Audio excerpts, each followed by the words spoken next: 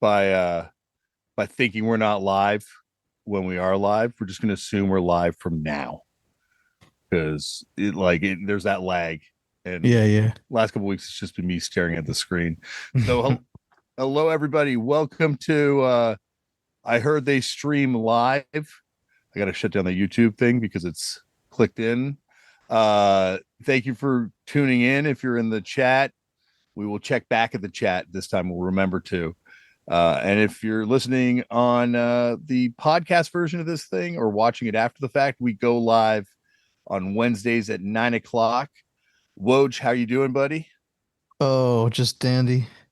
Having a good day? I don't know. I don't know about good day, but A day.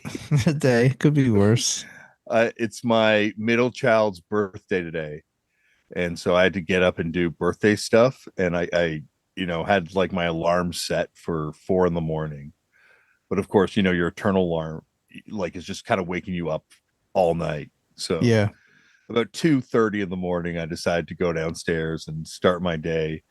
Caught up on Matlock. Hadn't watched some Matlock episodes in a very long time, so it's nice to know that they still hit. You put Matlock on yourself? Yeah, yeah, it's on Pluto for free. That's dope, man. It's pretty. It's a very watchable show, Yeah, yeah. and it doesn't really necessarily have a format like Law and Order does in the same sort of way. Like it's sometimes they tell you who the killer is, and Matlock doesn't, and sometimes they don't know who the killer is the whole time. Like it's a yeah, like I gotta say, Matlock. We should do this as an all Matlock review podcast. I know that at some point in my future, like, but it's gonna be sort of distant future. I'm gonna spend a lot of time with like Columbo, Matlock, Rockford Files. Mhm. Who knows? Chips. I don't know. I would love one day to do like a rewatch of like all my favorite like Hunter, um, the first couple seasons of Law and Order, just like the stuff you would watch as like a little kid on like A&E. Like some days on A&E, I'd watch like 7 hours of like Law and Order. Yeah. Well, the show I was obsessed with when I mean on the last episode I talked about when I went to New York for school. And for some reason when I was there, like I don't know, it was because I was like a country boy in the big city. I was obsessed with watching Northern Exposure. I never could get into it. I gotta maybe go back and try and rewatch. Is it? I could Uh never figure. Is it meant to be funny or earnest or? there's some funny stuff, but it's more like I don't know, it's like a post Twin Peaks type, I don't know. Yeah, that's what It's I think. something. It was like Twin Peaks without a murder. Yeah, yeah. It was just Joel Fleischman stuck up in Alaska because I think the deal was he like to get his schooling paid for, he signed a thing where he had to go and be a doctor in Alaska for a year after he graduated. Yeah, I think that's the thing in Canada too. Sometimes Oh, okay.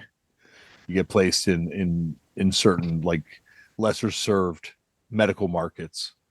Hmm. Um, Yeah, so he's up there and he, falls and has like a relationship with Maggie O'Connell and Damn, you're a deep head on this. Like, you know all the names and everything. those are the only names I really remember. And then like the one guy from Sex in the City was like the like bohemian like type radio disc jockey up there. Yeah, I remember there was a radio component, like the super Yeah. handsome dude. Yeah, yeah. Was he on Party of Five too? I never Not that really I watched that one. remember. There was like I found Northern Exposure, Gilmore Girls. There's Mm. like a tone that all those shows have where it's like never funny, but it's also kind of funny the whole way through. Northern Exposure has some like funny stuff for sure because there's like a couple goofy characters and yeah, I don't know. It's dope. It's really good. But you and me feel, I think, sometimes about sitcoms the same way we feel about Boston hardcore, which is we have different tastes on some of Yeah, this, but this is so I wouldn't describe it as a sitcom though. Oh, is it a half hour or an hour? Uh, I don't know actually. I gotta rewatch it. I gotta go back and try this thing out. But like, you do like the Canadian sitcoms, which is a hard pill for me to swallow as a sitcom lover to watch one of those. Yeah, I don't know. Yeah, I have a soft spot for sitcoms. Have you watched Hudson and Rex ever? That's Hudson, I don't think so. it's the Canadian police procedural where he's got a dog as a partner. Oh, no, I've never seen this. It is so amazing. It is definitely um yeah, like sometimes it's on four channels at once up here. Like I'll be flipping through the TV and I'm like, how many fucking channels has Hudson and Rex episodes going on at the same time? So It's like Turner and Hooch. it's like Turner and Hooch, but like even more saccharine. Mm, Like it's yeah, like it really is one of the strangest shows I've ever seen. Like Canadian TV in general, I find pretty strange at times, but this one, yeah, holy, there's something about it. Anyway, this is not about, well, I yeah, think we're going to be yeah. talking a lot about TV today because today we're going to be talking about the Kyle Mooney episode as well as the Dave Davies episodes of Turned Out a Punk, which uh, both of these episodes were ones that I really wanted to do for different reasons. Obviously, Tristan has always been on about my brother who books the show. For those who don't know, about getting someone on, getting Cal Mooney on. Sorry, because he was convinced Cal Mooney loved punk, and he definitely loves punk. So I don't mean to undercut that, but I think um yeah, no, I think it was an interesting episode. Like I didn't know what to expect going into it really. I kind of told you before, Woj, they had told me in advance that Kyle Mooney is now Kyle M, and that this Mhm. this is like an earnest music project that he's put out. And I do feel like there are some real heartfelt songs on that record, but it's also like, I don't know, did you have a chance to listen to the record? I skimmed through it, but when you told me that the first time, I thought what you meant was that he was going to be doing it in character and he was going to be like, "I'm Johnny Spit," like, like trying to be like a punk character or something. Yeah. So, But no, it's just him doing like I said, it reminded me of Daniel Johnston in like a very no, no, sincere kind of way. I mean, like, I thought you were saying like when he was on the podcast, he was going to do a fake punk character for the whole thing, That's not what I the was worried. record. That's what I thought he might do too. Like, it wouldn't be the first time that I've had a guest come on and do the whole thing in character. Yeah. So I'm not an improver either. So those episodes, if you can find that episode back to the stacks, you'll see my lack of improv skills on display. But yeah, like I didn't know what to expect at all. And he was, I think, a lot more sort of low key than I ever would have thought he was from his comedy. Like just very, very thoughtful too. Yeah, definitely. And it's interesting that kind of like I find comedians more than even musicians, because I think especially in punk, when you see a musician go up on stage, you're always kind of portraying or trying to portray like a version of yourself in some way. Like that's the quest, Hmm. to be authentic to yourself. Where in comedy, I think a lot more of it is about having some sort of character or having some sort of persona up there. Comedy is weird, man. Do you know any people who like don't like comedy? I'm kind of one of those people. Yeah, you are. Okay. Yeah, like you probably know this from our discussions about comedy off air too, that are like, Yeah.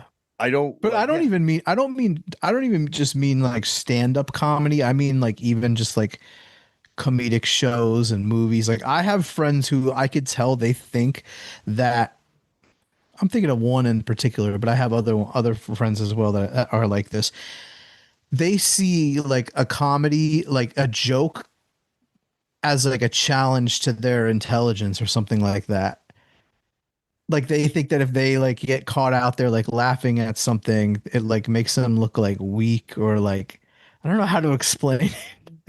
yeah, like there's some sort of, any show display of emotion is a display of vulnerability, maybe. Yeah, sort of, or but just specifically with comedy to where like they're like I don't know, but it drives me crazy. I have one friend in particular. It's like I could tell he doesn't understand what a joke is, You know what I mean? Like, do you remember like Eastbound and Down? Yeah. Like when that show was out, like me and other friends would be talking about it, and we'd be talking about like the jokes or whatever in it, and his only thing is, I'm not gonna laugh at this guy has a mullet, whoa, real funny, and it's like I could tell it's like, wait, does he not understand like what jokes are? He just thinks it's I have a mullet, laugh, but I don't know.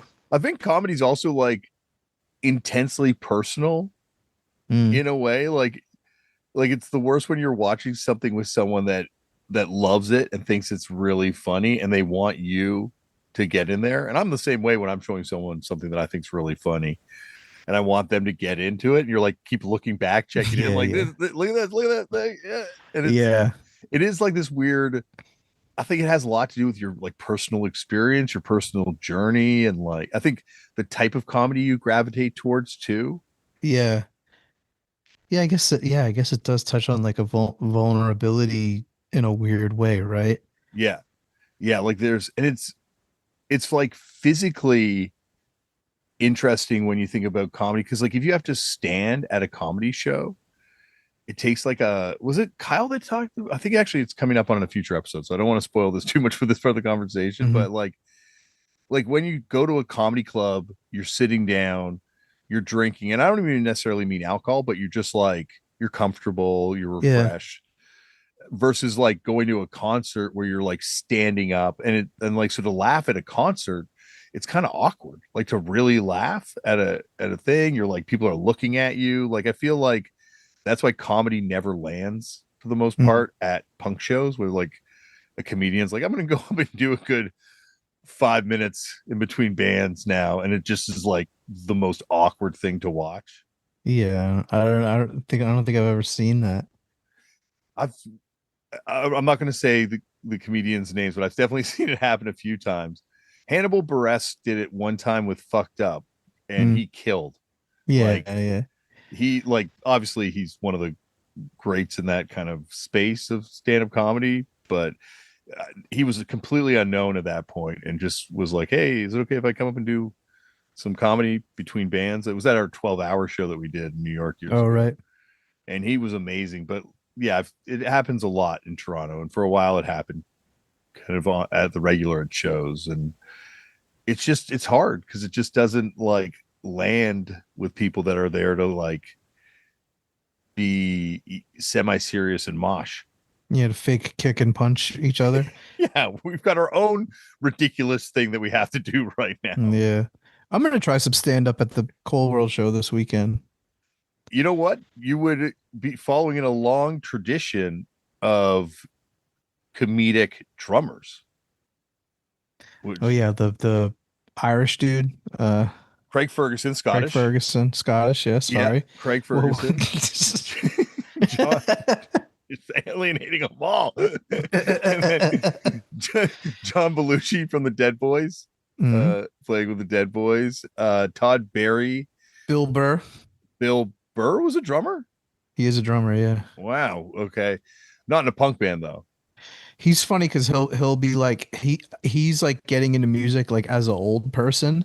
So this was a couple years ago. I remember like when I lived in Boston, me and Skase would go somewhere. He's like, you hear the new Bill Burr yet? And he put it on. I'm like, I don't fucking listen to Bill Burr. But Bill Burr's like, yeah, I've been checking out this punk music. Yeah, but hear about a band called Rancid. And I'm like, bro, you're like 60. What the hell? But what was cool was I followed up on it and I listened to him talk because I was like, I want to hear him talk about music more. And he's like, yeah, I don't know, growing up, he's like, I was just into like classic rock or whatever. He's like, because I'm getting older, like for some reason, I'm like expanding my horizons and checking out stuff I never checked out before. And like, that's cool to say that, you know? That must be like punk rock comedian, like old age retirement, because that's what Mark Maron too. Like that was a guy that Yeah. He seemingly had not plays heard about any. guitar. Yeah, had never heard about any music prior to getting into music as like an older dude. I feel like comedians have like maybe they have like some of them have like I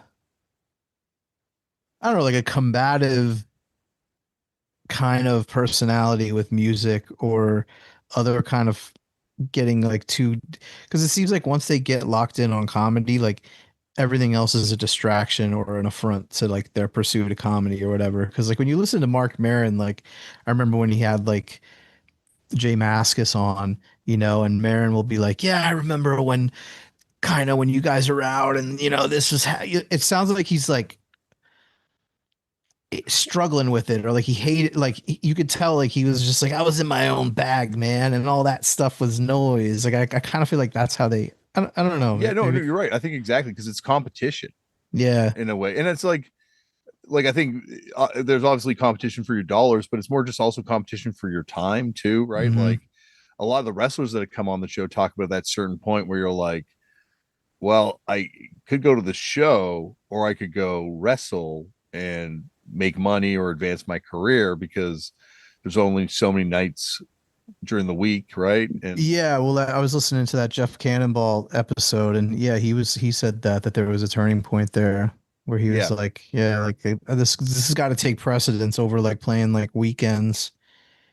yeah, and I feel like there's probably maybe not a bitterness, maybe it's bitterness in some guys, right? Where they're like you're saying, like it's I have to like focus on this, and like why aren't people coming to see my show and why are they going to see whatever X, Y, or Z instead? Yeah, Like, and I think they also know that there's like an arrogance associated with like music heads. You know what I mean? And I'm sure there's the same thing with like comedy people, but they probably maybe feel like an inferiority that, sorry, I don't know the cool stuff, or something like that. I don't know.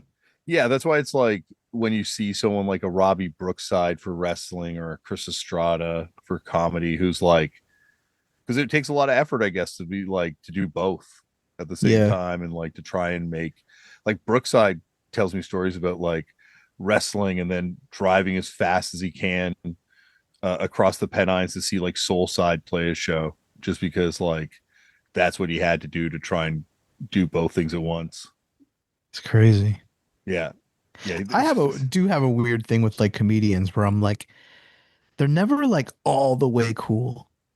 They're always like like even if they like kind of are ahead, they're never like fully, I'm like, but they aren't really. Like for some reason they like never fully get it. For some reason like that, like I kind of feel like making it as a comedian or you kind of have to like buy into like yourself, and you can't devote yourself to something else. So I don't know. It's something. It's some kind of construct I have in my head, but I think about it a lot. But I'm like, man, all these comedians are fucking dorks, and they all think they're so cool, but they're but they're not.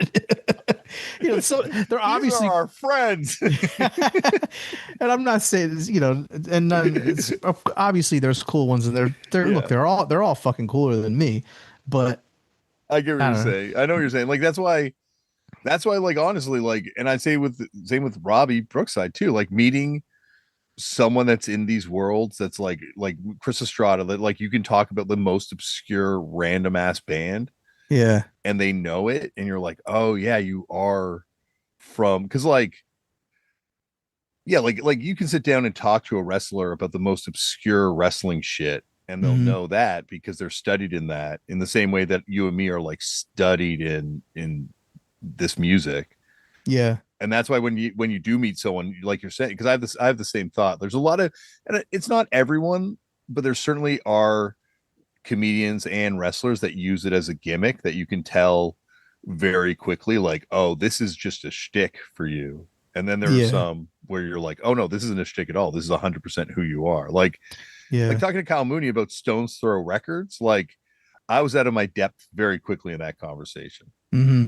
because he was like a deep head for that label. Yeah, he definitely knew his stuff when it came to that.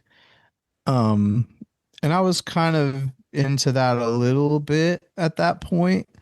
I was into more like the East Coast street underground stuff, but I could tell he knew his stuff because there were certain people that like just liked that. Mhm. Like they got in, they found Stone's Throw, and that was their, like because like Jurassic 5 came out in like 97, right? Or like I 98. I first heard him on the Lyricist Lounge, I guess, like that Lyricist Lounge double CD that Ruckus Records did. I guess that was like 96, 97, 97. Maybe you're right. Lyricist Lounge was 97 or 98. Yeah. Yeah. So the Jurassic 5, the first thing came out in 98, that Okay. like 12-inch with the J5 on it. No, 97. Yeah. Okay. And then it got reissued in 98. So yeah, so 90s, let's say I mean, they were first coming out on like their single, and it was like being on mixtapes and stuff. Like I remember it in 97 for sure. So it's like 97 is like Mace era. You know what I Yeah. mean? So it's like Mace and Master P and a Kyle Mooney can only get it, that so into Mace, but then when a Jurassic 5 could be his gateway into hip hop, like, and then finding Stone's Throw and Madlib and Quasimodo and MF Doom and all that Stone's Throw stuff. And Stone's Throw was doing like a lot of other stuff that wasn't straight up hip hop. Like they were doing like jazz records and you know weird shit. That Clifton 7-inch. You have that? I don't I think so. I just saw there's a sleeve for it. I never knew there was a sleeve. I just have a sleeveless copy that I bought like Clifton, you said? Clifton's, like Tony Clifton. And it's like fuck, it's like this like garage rock dwarvesy kind of like would not have sounded out of place on like Gearhead or Man's Ruin. Oh, the Cliftons. Oh yeah, I remember this. No, I never had it. No. It's cool. Like it's like a weird random record that I've always kind of wondered about. They did other records too, I think, not just that one on Stone's Throw. But I think it's also hip hop more than punk is geographic Yeah. in like what you're into, especially if you're into underground shit. Like or anything not mainstream, I should say, rather than underground Yeah, I mean, at that time. there's also like that kind of like trope of like white boys getting into real hip hop, and they had, this, and it's kind of like what we're describing here, where it's like, you know, But what even makes what makes that real hip hop and Mace not, but but even then I think it was like out here it'd be like Eastern Conference All Stars or mhm, Def Jux yeah, versus Stones Throw. Like I would buy the Stones Throw stuff and I like have some Peanut Butter Wolf records, of course, and mhm. loved a lot of stuff on it. But I like the stuff I gravitated to was the stuff coming out of like New York or Boston or that kind of East Coast area around that time. Yeah. Stones Throw though, like, they had like kind of a I don't know why I think this, but like I also have like maybe like a mental connection with them with like DJ Shadow, and also just like Yeah, West Coast like DJ-ism, yeah, like the Scratch turntablists and Pickles and stuff. turntablists and stuff. And Yeah. I was like really into DJing and stuff, and so those DJs were amazing. You know what I mean? And also like Madlib was like such an insane producer. So like I followed that stuff, but I definitely was more of a East Coast head. Is it the documentary Scratch where like Peanut Butter Wolf might be in it? Or there's like I know DJ Shadow's all over that Yeah, documentary, I think. I love yeah. that movie. I haven't seen it in a long time. Any documentary where you have people shopping for records, I'm in. Like just Yeah.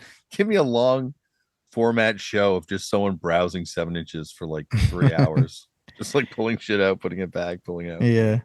But I think like also like like I want to say like Jurassic 5 and like Souls of Mischief, like I think they like hit like the jam band circuit. Yeah, definitely. And I think that's the Warp Tour too, the Warp Tour crossover with certainly Jurassic 5 where Hmm. they are like one of the bands I think played that thing perennially. I might have been thinking I realized also of Warp Tour 98 when I was telling Kyle Warp Tour 99. Someone Yeah. wrote that in a comment to the show. But I swear to God, it was Warp Tour 99 that had Scarhead and 7 Seconds and H2O. And Warp Tour 98. I don't see Scarhead.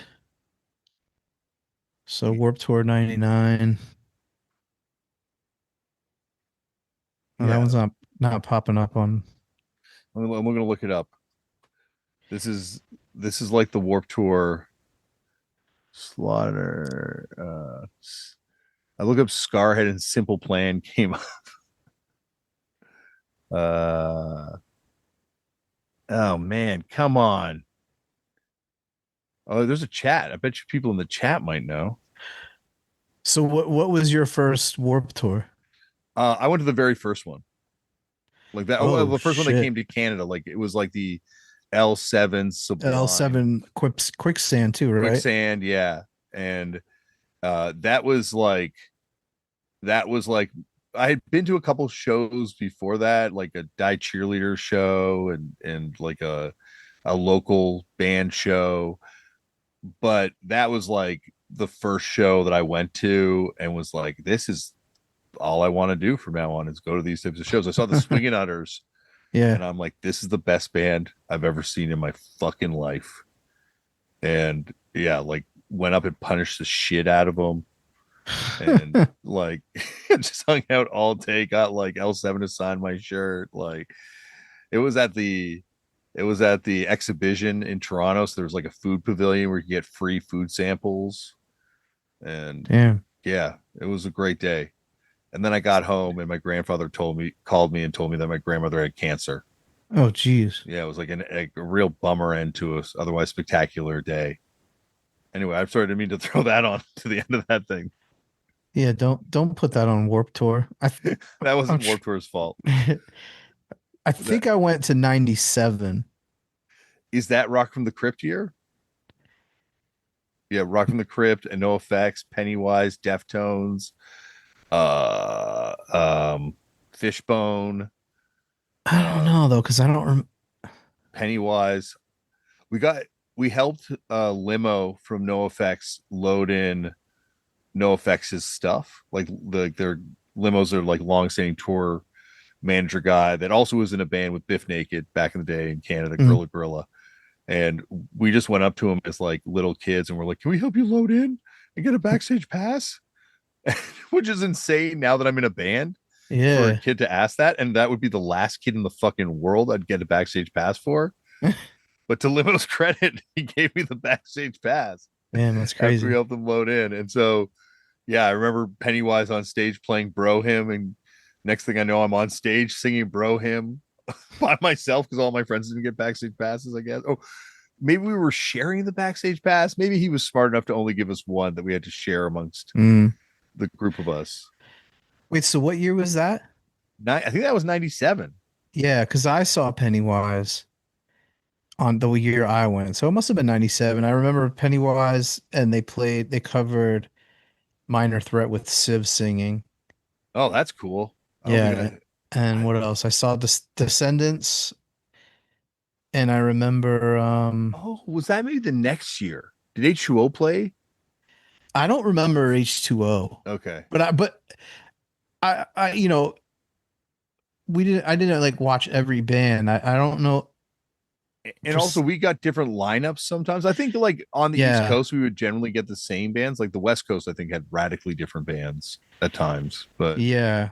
Yeah, so I don't know. And then like the, well, first of all, like on the way up, I remember like I was already like dressing like urban and I had this new like Nautica shirt, I think. I don't know, it was like a white like ill shirt and there was two carloads of us and the car in front of us, I remember this chick Mandy Teal threw like a brownie out of their car at our car and it like somehow came in our window and I didn't know and it went under me, so the whole time I'm like sitting on this brownie on my new like fucking white naughty shirt and we get there and I get out, and they're like, "Oh, what the hell do you have on you?" I'm like, "What are you talking about?" And I had brownie just like melted all over the back of my shirt and my jeans. I'm remembering this now, but the chick had like extra clothes and I just like wore her I put on whatever she gave me and I just like wore her like I don't know, probably Jankos or silver tabs or something, or whatever.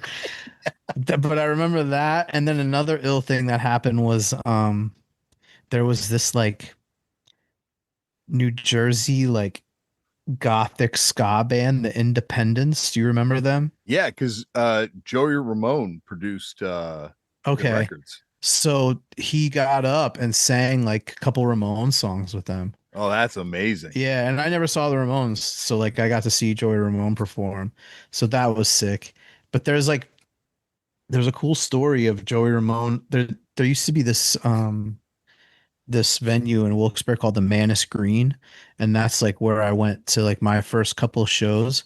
But there's some story about him like being there for some reason in like the mid or late 90s and just like hanging out with everybody, and somebody like brought out a guitar and they just like started like playing Ramones songs. He's, you know what I mean, with him singing like just like the local kids. Like when I wasn't there, but it's like Wilkes-Barre old head Lore. lore. Yeah. Yeah.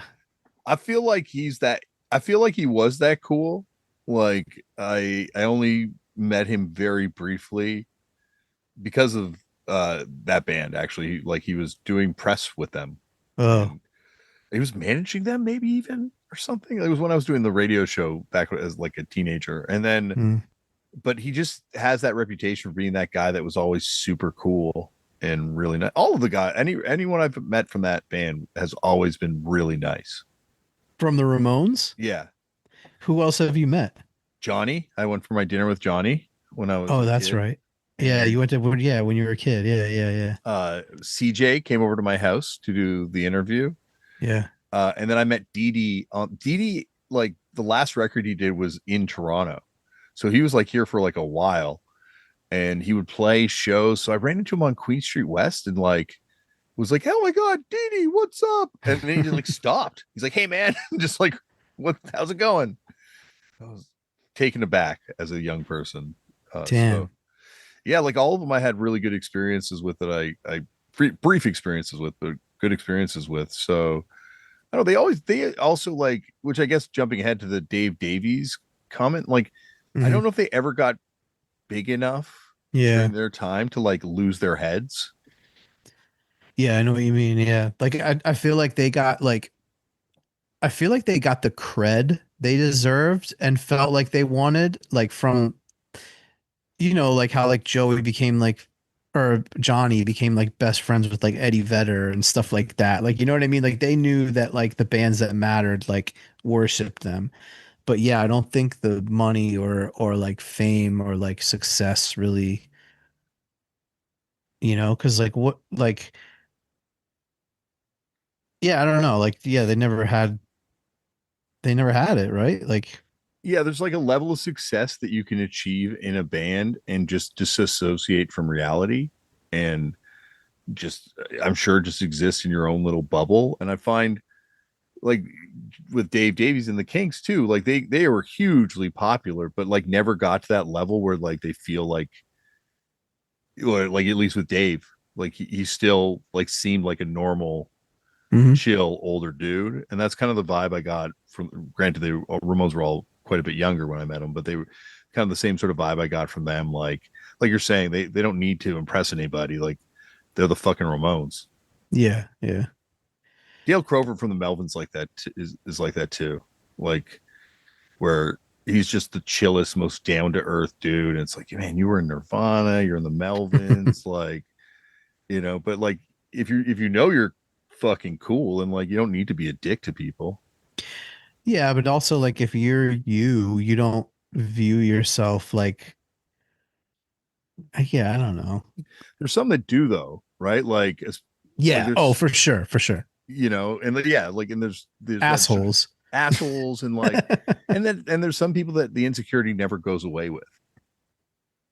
Like people that you expect, like given how successful, like some of the biggest rock stars in the fucking world, you hear stories about being some of the most insecure people you can imagine. And it's Yeah, I just mean but that's like what fuels it in the first place a lot of times, you know, like and like also like competitiveness. They just like hold, you know, you'd think like, what, you're this guy. Why are you holding this grudge against this other band or whatever? Like, but I don't yeah. know. Yeah, some people can't let go of that kind of stuff. Yeah. And it's also like it's like the only thing that separates you from the person watching you at a show is this sort of like belief that you can fly, and that's why you're on stage, is because you're like crazy enough to get up there and do this thing. And as soon as that ego shield goes away, you're just like brought back to the reality of being like, what the fuck am I doing? Like, who the fuck am I? And Yeah, that's why, like, I think when people take shots out like at people in bands, like it can hurt the band so much because it's like, fuck, that's my weakness. I know. It's so weird because I definitely like miss a time when like people like talked mad shit on each other in like the hardcore and punk scene and stuff and like still have that within me. But I don't know when being in a band, when I hear someone slagging us off, like it hurts, Yeah. So like, even like, dude, like on the first episode when we came on and I'm like, Damian never talks shit. He's so Cymex. I'm gonna come with some heat. And I like, like, dude, like, of course I like Boston hardcore. Of course I like think Mind Eraser is dope. You know what I mean? But like, I was just trying to like bring heat and just like say some funny stuff. And dude, I said like the dude Connor from DC, who has like the Final Agony and uh Protester, and he's in Eternal Champion and a dude, he's way better than me at drums and music, you know what I mean? And to me he's like my friend, so I'm thinking like, yeah, I could throw his name around in here. I heard from so many people like, yo, I heard you roasted Connor on the podcast. He's like pissed off. And I'm like, oh my God. So I had to like write this dissertation of an apology to him. And he's like, no, dude, I know, I get it, so he was cool about it. But I forget, like, I'm that way too. You know what I mean? Like when I could tell that somebody, doesn't rate my shit, but I don't know. I don't rate my shit either, so I get it, but I don't It know. well, it's no, it's weird because like it's like sometimes it's fine, and it's like sometimes like I also love it. Like when someone hates my band, like I'm Mhm. like, yeah, that's fucking amazing. Like Yeah, yeah. I'm glad you. But then there's the other times where yeah, it does hurt, and there's no predicting how it's gonna go. I guess it depends on what your personal mood is that day, how much you can take. But yeah, like it can definitely, especially because like no matter what, who you are and what you do, like you put an effort into this thing that you're doing, Yeah. and that's like I guess what it comes down to at the end. You're like, fuck, that was hard work. Like no one recognized the hard work that thing was. But yeah, like I definitely also miss the shit talking days, and I love, like, I relish in the shit talk when I'm reading old zines or seeing these bands trash each other. And People, dude, people really don't know what it used to be like, man. Like, message board days were brutal, brutal. brutal. Like the idea of putting your band up on a message board, being like, hey, I just recorded this, what do you think? Like you had to have a death wish to do something like Yeah. that. Nowadays, you look at that hardcore Reddit, it's insane. It's a lot of positivity. Dude, it's like guys like hey, I'm thinking of throwing a hardcore themed party at my house. What is a cool playlist? I'm starting with Hatebreed and Knocked Loose. What else do you think? Will people hardcore dance at my house?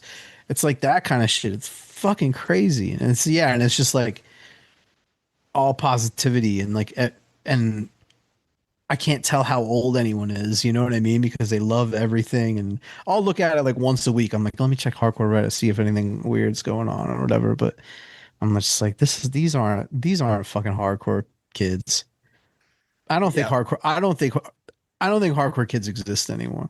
I think they definitely exist. Like I certainly see kids and like know kids that do this thing, but I think like we're at this weird point where like hardcore means something very different to different people.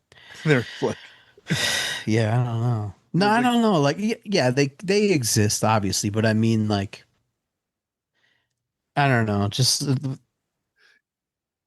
it's different now, right? Because you've got like Turnstile and Tony Hawk in a Taco Bell commercial.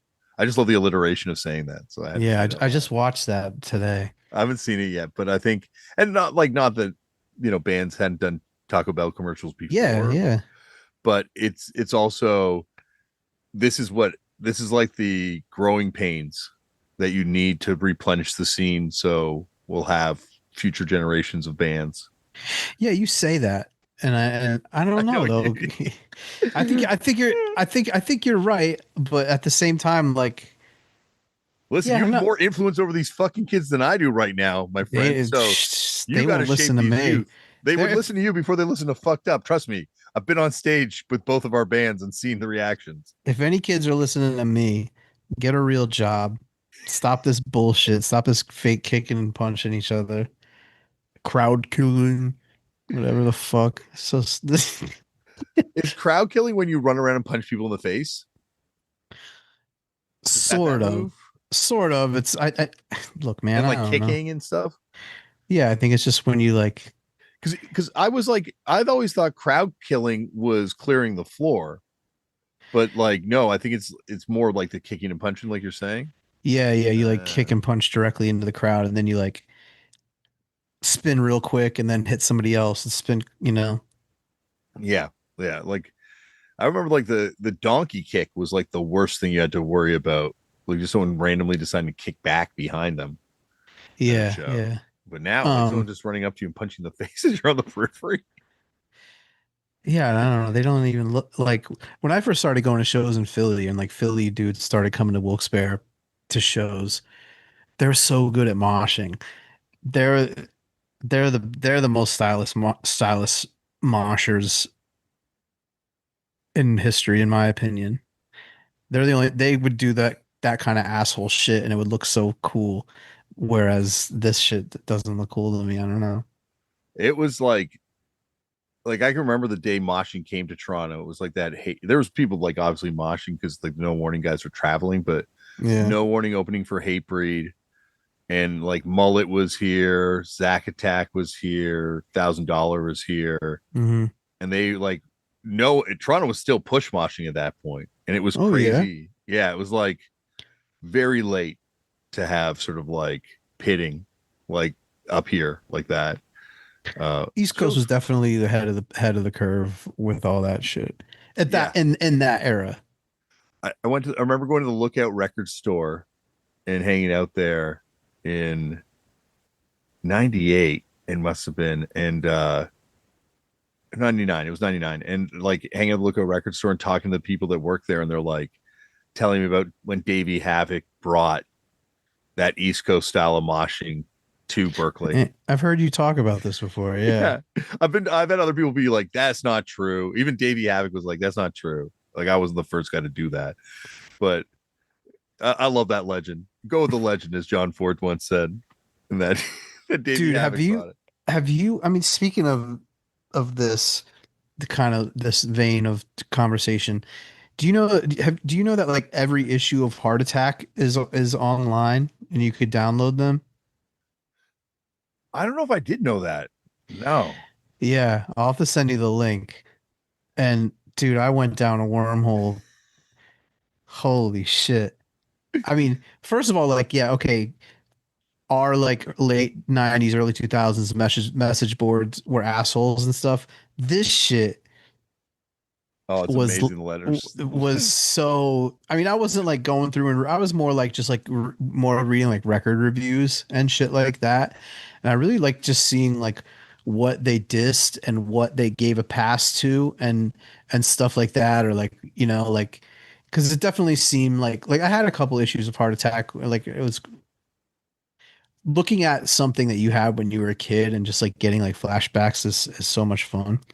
But yeah, it just kind of seemed like it's weird because it is kind of like my mindset when I'm like thinking about hardcore and kind of like dissecting it and like critiquing it, where they're like, first of all, anything that was like tough or New York hardcore sounding, they would use NYHC as like a diss. They Yeah. were like more NYHC inspired drivel. I've heard it all before. Tough guy bullshit. Who cares about this? So that's pretty much any kind of like New York hardcore influence thing. Um, and then, if it was like in like the Abolition vein or like that kind of style, they would really critique it or like, they would obviously say like, heroin and Mohinder influence, blah blah blah, which is funny because that's only like a couple years prior. You know what I mean?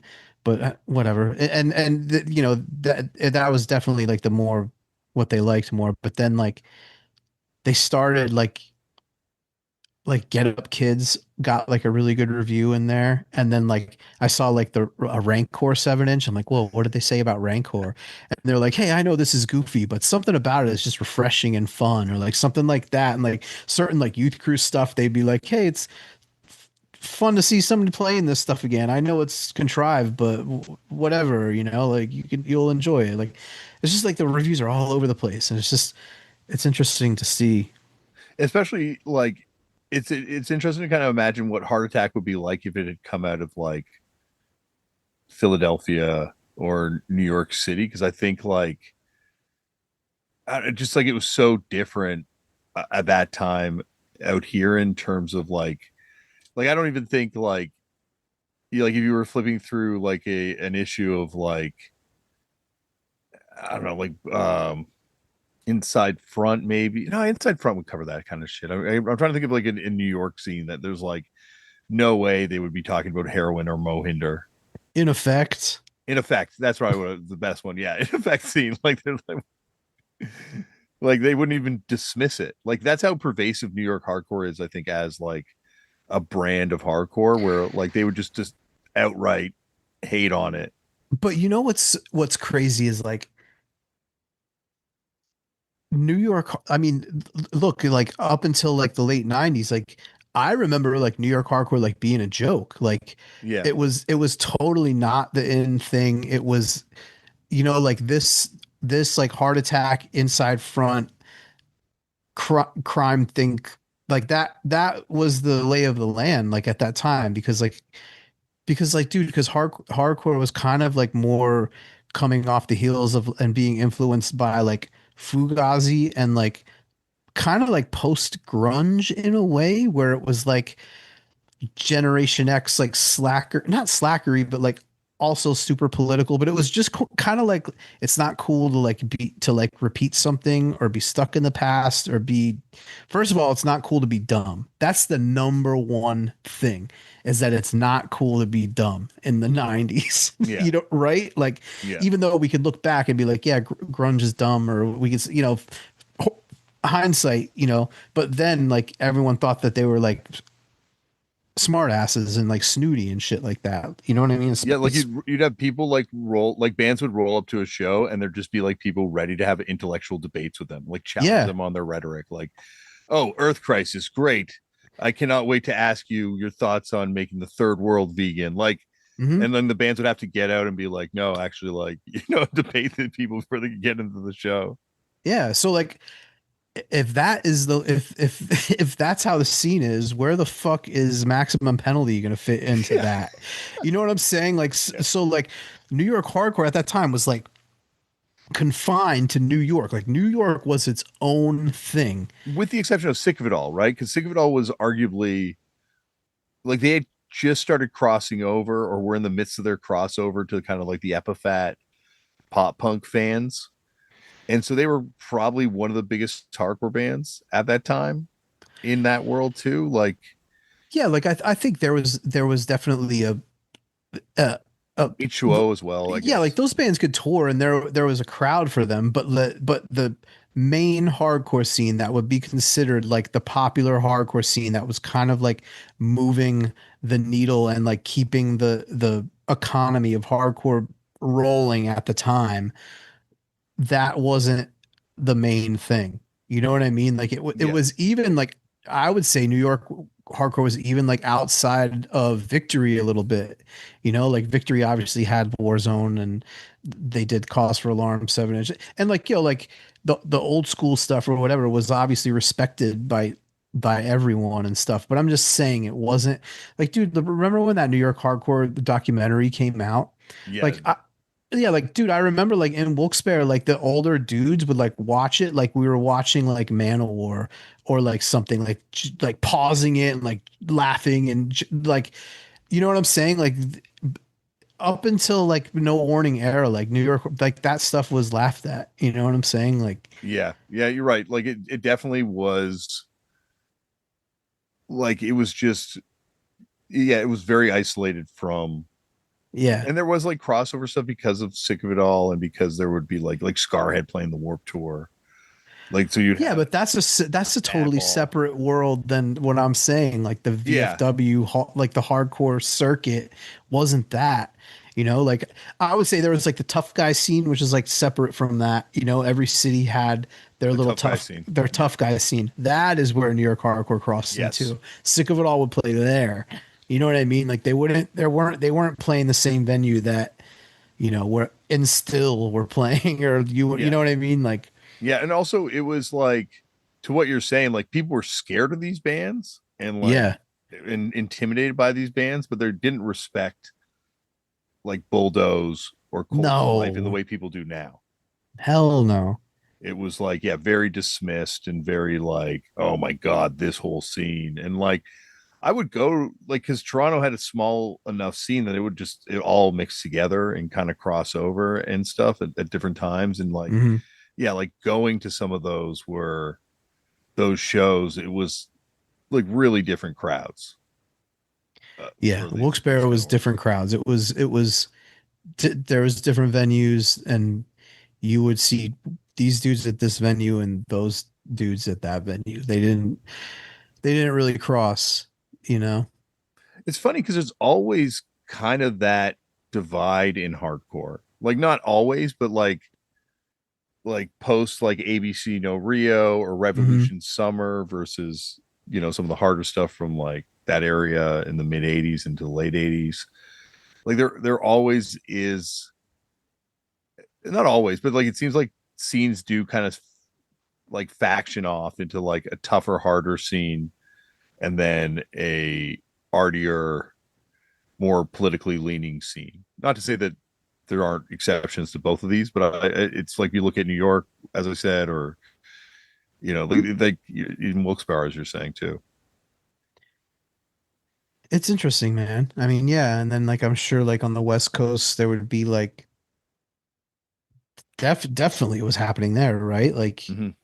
Yeah. Oh, definitely. Like, well, I don't know. Like West Coast is different, like we said, because it's like a lot less hater kind of. So you do have a little bit more mixing of crowds and mixing of shows. I find, and maybe like the way the Gilman's booked. Like you'd go to a mhm. Gilman show and you'd see like every type of band imaginable, like bands that would never necessarily play together Yeah, true, true. outside of there. So I mean, there was crossover stuff in Wilkes-Barre. Like I saw you and I play with 25 to Life, you know, and stuff like that. Like yeah, there was cool shit happening like that. Don't get me wrong. There was gray area, you know, which I love. There that was always I would love to see that kind of stuff happen, you know. yeah. But Like I I feel don't know, like dude, like Cold World's played like two fests with E Town Concrete like this year. Like E Town Concrete weren't considered part of our that was something different. You know what I mean? I think that started the like you're saying, no warning, post no warning kind of era, like Yeah. when like you guys, us, and Mind Eraser would play a show together, or Sexvid would play, like, and then you guys could go and play with like a more tough guy band from Wilkes-Barre, or like No Warning could go off and play with like Hatebreed. Mm. But there was this sort of like moment of, and maybe it was the internet and allowing us to hear all these different types of music at Yeah, once. I think that's what it was. It was the internet, and also like I would say it was like to me like the bands that really crossed things over were Death Threat, Blood for Blood, and Madball. I think you're forgetting about the one that really crossed it over, at least up here, was Right Brigade, because I think they took that influence and meshed it with a much more marketable Youth Crew sound. Yeah, but they were youth crew dudes. But they were Youth Crew dudes, but they were the first youth, like as we once were Wait, to know let me they were a band that came out of Youth Crew. Yeah. it being okay to for youth crew and like regular hardcore dudes to be into Madball now. You know, there was like a Mm-hmm. time where it was like, okay, I mean, like I said, there's always nuance because I always liked Madball. Certain kids always liked like New York hardcore. Like, don't get me wrong, you know what I mean. So I'm talking about like the scene in general, you know. But I do kind of feel like that era. There was just like a certain year. I don't know what year it was, you know, like where it was just like, all right, this is everything's all together now, you know. I think it was for up here. I remember the God. It was like that fast break saves the day tour. It played up here, and those guys had copies of the Right Brigade demo. Maybe the No Warning guys already had a copy of the Right Brigade demo, but those guys heard that, and that kind of ended the Youth Crew revival, I think, because Hmm. then it was like the negative hardcore. Remember, like everyone's like, "How can you have negative hardcore bands play positive numbers?" And the shift started where, Yeah. like, yeah, bands would cover. You're right. Madball became Blood for Blood too. Blood for Blood doing that tour they did with like Straight Faced. After Straight Hmm. Faced, it kind of like crossed over to the Warp Tour kind of world. Uh, I feel like that was like a big moment. Madball did a tour opening for someone like a pop punk band, maybe up Oh yeah. here or something too. Yeah. Ensign too. Ensign's another band that would like came out of that Youth Crew world in the very beginning on the Growing Stronger comp. Uh, and then would like tour with all those like Good Riddance or Suicide Machines. So I feel like for a lot of the kids that were going to those types of shows, they were like an entryway band into other stuff. Did you get the Floor Punch book yet? No, I gotta get it. Dude, there's so Oh, many I have a shots PDF sent of it. at I have seen it. That yeah, so many shots sent at Ensign, man. I love so it. many. Yeah, but it's funny because like they were all kind of like part of the same thing, at least for me from the outside in the very beginning. Like that Nah. Growing Stronger comp. There's a weird part of New Jersey hardcore where it's like Ensign, Vision, and like this Yeah, Six and Stones maybe as I don't know, well. there's this like certain kind of New Jersey hardcore guy where like in like the late 90s they all started taking like swing dancing lessons and shit. They were like, Oh, I swear to God, dude, this was a thing that was popping off over here. but why is Um, it cool when the Swing Kids kind of evoke that shit, but it's not cool when East Coast hardcore dudes do it? It's interesting. I mean, swing kids just use the word and then they, But they like dress that kind of like like I know it's more Morrissey kind of inspired, yeah, no, but these dudes were like cherry pop and daddies yeah, type shit yeah. for a second. I swear to God, like the dude Dan Cav or whatever, like his crew. I remember like that's like they're like a little different than like the Floor Punch Yeah. sect of New Jersey hardcore. I remember how divided. I'm not going to say the name of the band, but I remember seeing a band from New Jersey up here and us just being like, yo, did you guys ever hang out with Floor Punch?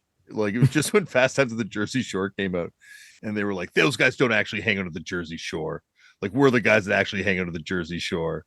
And it was like, oh shit, like there's so much division in New Jersey. To me, it was like this a tiny little state. Only when I went there did I realize, oh no, Yeah. it's way bigger than Ontario in terms of population. Yeah, New Jersey's pretty big. I mean, New Jersey, people shit talk New Jersey, but it's giving us a lot of shit, right? Like, Yeah. Oh, I think like in terms of New York, like hardcore, the amount of bands or people that are actually from New Jersey's yeah, always surprising to me. And then like Misfits, AOD, Mother Misfit. Yeah, Records, man. Yeah. Floor Punch, like Lifetime. Like there's I guess Lifetime's more Philadelphia or maybe both, but yeah, it's just like a lot of shit that comes out of that state. I mean, I listened to the Jeff Cannonball episode, and that was a great episode, by the way. And yeah, for some reason I thought that guy was a little older than he was. I always thought he was like the age of the Tear It Up guys, but I guess he was like a generation younger than Yeah, he's them. like the kid generation, I think. Yeah, and dude, I know one time Cold World played with a band with the dude from You and I in it, and I'm wondering if it was Black Kites. Yeah, Is it that makes sense. possible? Yeah, it would make sense, right? Like I And think time it wise, that was would make sense. yeah, because he was talking about like first starting to go to shows at like Bloomfield Cafe or whatever it was. Dude, the shows there were so lit. Like those were that venue was so good. Like I saw so many good shows there, and like this show we played with the dude band from You and I was like around the corner from there, and I remember like going up to the dude like, yo, you were in You and I, like I love You and I, and him being like, what? You know what I mean? Because I was like swagged out and shit, and I, it was funny. But yeah, I wonder if that was yeah, and also he mentioned thin line fading, Yeah. and so I was in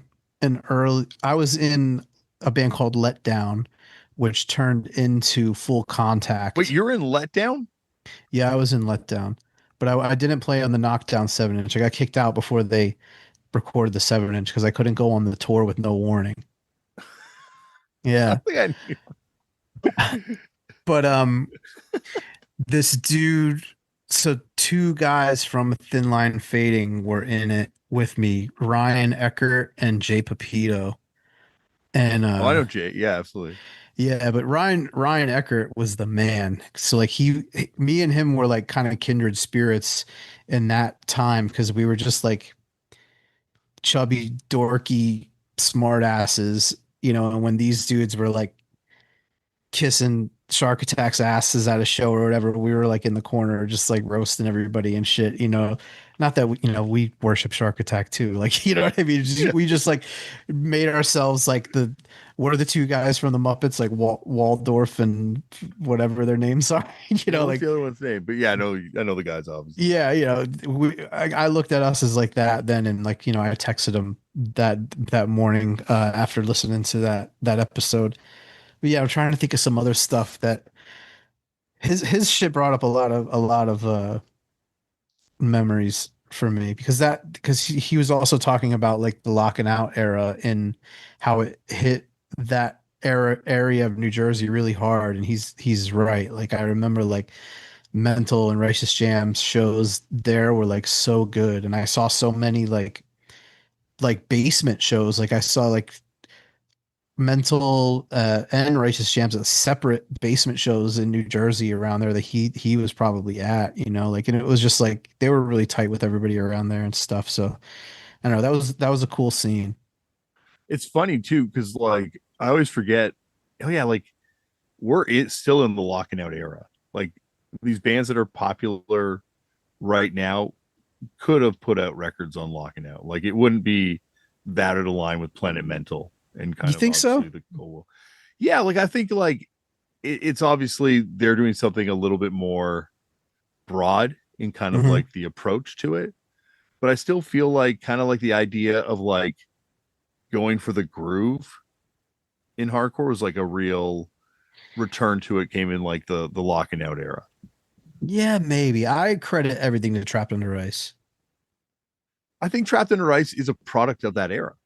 They are, but I don't think kids know that. I don't, you know No, what I I don't mean? think kids know that. No, I Like agree. I think we can connect the dots, but I think that Yes. like when you see these like on like hard lore podcasts or whatever, and they go up to people and they're like, what's your top four best records? They're straight up like the White Album, Led Zeppelin 2, uh, you know, Bohemian Rhapsody and Trapped Under Ice, the third LP.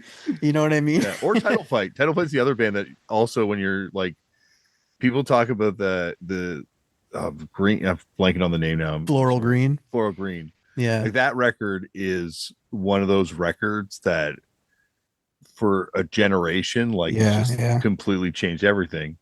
And people don't maybe, well, but I think people acknowledge Cold World's influence on them a little bit more than they acknowledge, even though sonically there's less of a Cold World obvious influence on it than with the locking out stuff on the current era of hardcore. What for Title Fight or for Yeah, for Title Fight.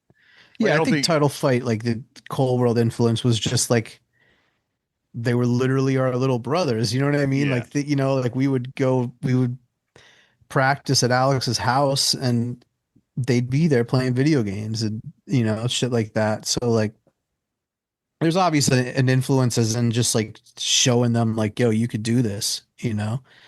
But Yeah, but I don't know. even like the whole idea of, and I know people were into wearing cool shoes with youth crew, but like with youth Hmm. crew it was all about period correct shoes and like trying to Yeah. have like, whereas I think with the kind of like locking out scene, it became more about just having like like you're saying, like dressing in like fly gear or having Hmm. cool stuff. And it could be like a cool shirt, but it could also be a bootleg shirt that didn't look too shitty. Hmm. um Yeah, that's what was cool about the locking out kind of era, where I feel like it wasn't like anything too specific, right? Like everything had a little bit of, because like mhm. I don't know, like Knife Fight, I consider with locking out era, just Yeah, because they toured with Mental and they were just so like beloved by everybody who's into locking out stuff. You know what I mean? And or like, yeah, you're right. Like it wasn't just like it wasn't rigid. Like that's what I think was cool about the locking out era. yeah, like I just remembered like and this isn't locking out, but I kind of weirdly lump No Warning in with that in the same sort of way, because like Greg loved No Warning Hmm. so much. And like, but I just like remember that time when like Matt went out from No Warning and bootlegged the In Effect sweatsuit, like made like sweatpants and a sweatshirt. And that totally pre-foretells this era we're in of the Instagram bootlegger, where like people would just bootleg something that looks cool. And back then you kept it really secret that you were bootlegging shit, but now it's a lot more Yeah. legit to do it. Yeah, bootlegs were important then, man. Like I remember like dude, I remember like I'm like a little bit into like collecting old skate stuff, like skateboarding stuff. And I remember like in my old hometown, I remember when I was a kid, there used to be a roller skating rink that sold skateboards when I was a little kid. And I'm like, damn, like I'm having flashbacks. Like I remember I got like this crazy board there when I was a kid. Like I got like a Mike Valle or no, what did I get? Natus Copus when I was a kid. Like they had all this crazy stuff. I'm like, I wonder if they still have shit. So one day I just like called them. I was like, hey, I remember when I was a kid, you guys had skateboard stuff. I was wondering if you still have any old stock.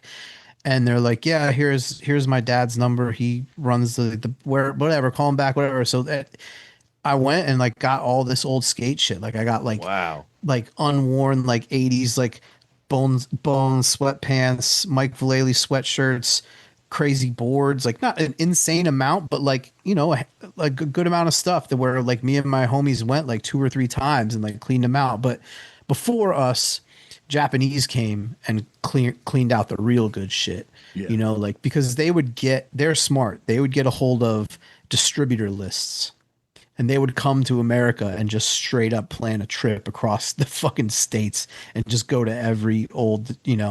But anyway, we got some cool stuff and I traded what's the singer for Count Me Out's name's Jason Mazzola? Yeah. Yeah. Yeah. This is insane, dude. I traded him an unworn Mike Vallely crew neck sweatshirt with the fucking elephant Yeah. on it for a Memories of Tomorrow test press and a straight ahead bootleg 7 inch. Remember there was like this Yeah. 12 inch like on the 7 inch. With the lion Those sleeve. Yeah. yeah, like those records aren't worth jack donkey dick, and that sweatshirt is like you know what I mean. But back then I was like, I'm reading the mullet board. I'm like, I need this straight ahead record. You know what I mean? Like, Yeah. Yeah. I don't know. Bootlegs were so. It's just so funny to think of what bootlegs were then compared to what That test press is pretty sick. Yeah, it is. It is. But like, it's funny you said that about like Japanese collectors and dealers coming over, because that's definitely what you hear is about. And when you go to Japan, like you see Hmm. it, Yeah. you're like, oh shit, how is all this stuff here? It's like because there were buyers going over and we're ahead of the game on all of this stuff.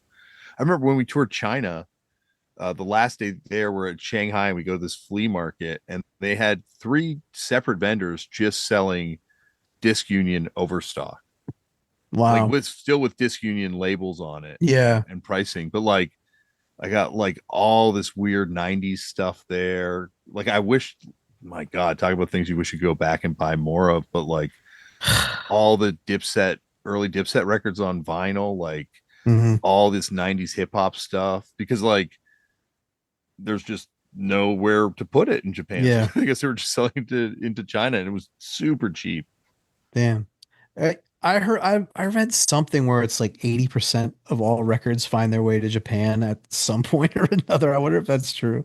I don't know. It's like I was in Disc Union like a few times ago when I was there, and my brother's like, "Can you just go downstairs to the indie rock store in Disc Union? Because it's like Hmm. I'm on the top floor and it's like the one floor down, and ask if they have the first Bright Eyes record. It's like limited 300, has like a silkscreen sleeve. I'm like, dude, there's no fucking way they'd have it. And he's like, I will wire you the money right now. And so I went down. I'm like, do you have this Bright Eyes record? Sure enough, they pull out like a Yeah. Deadman copy.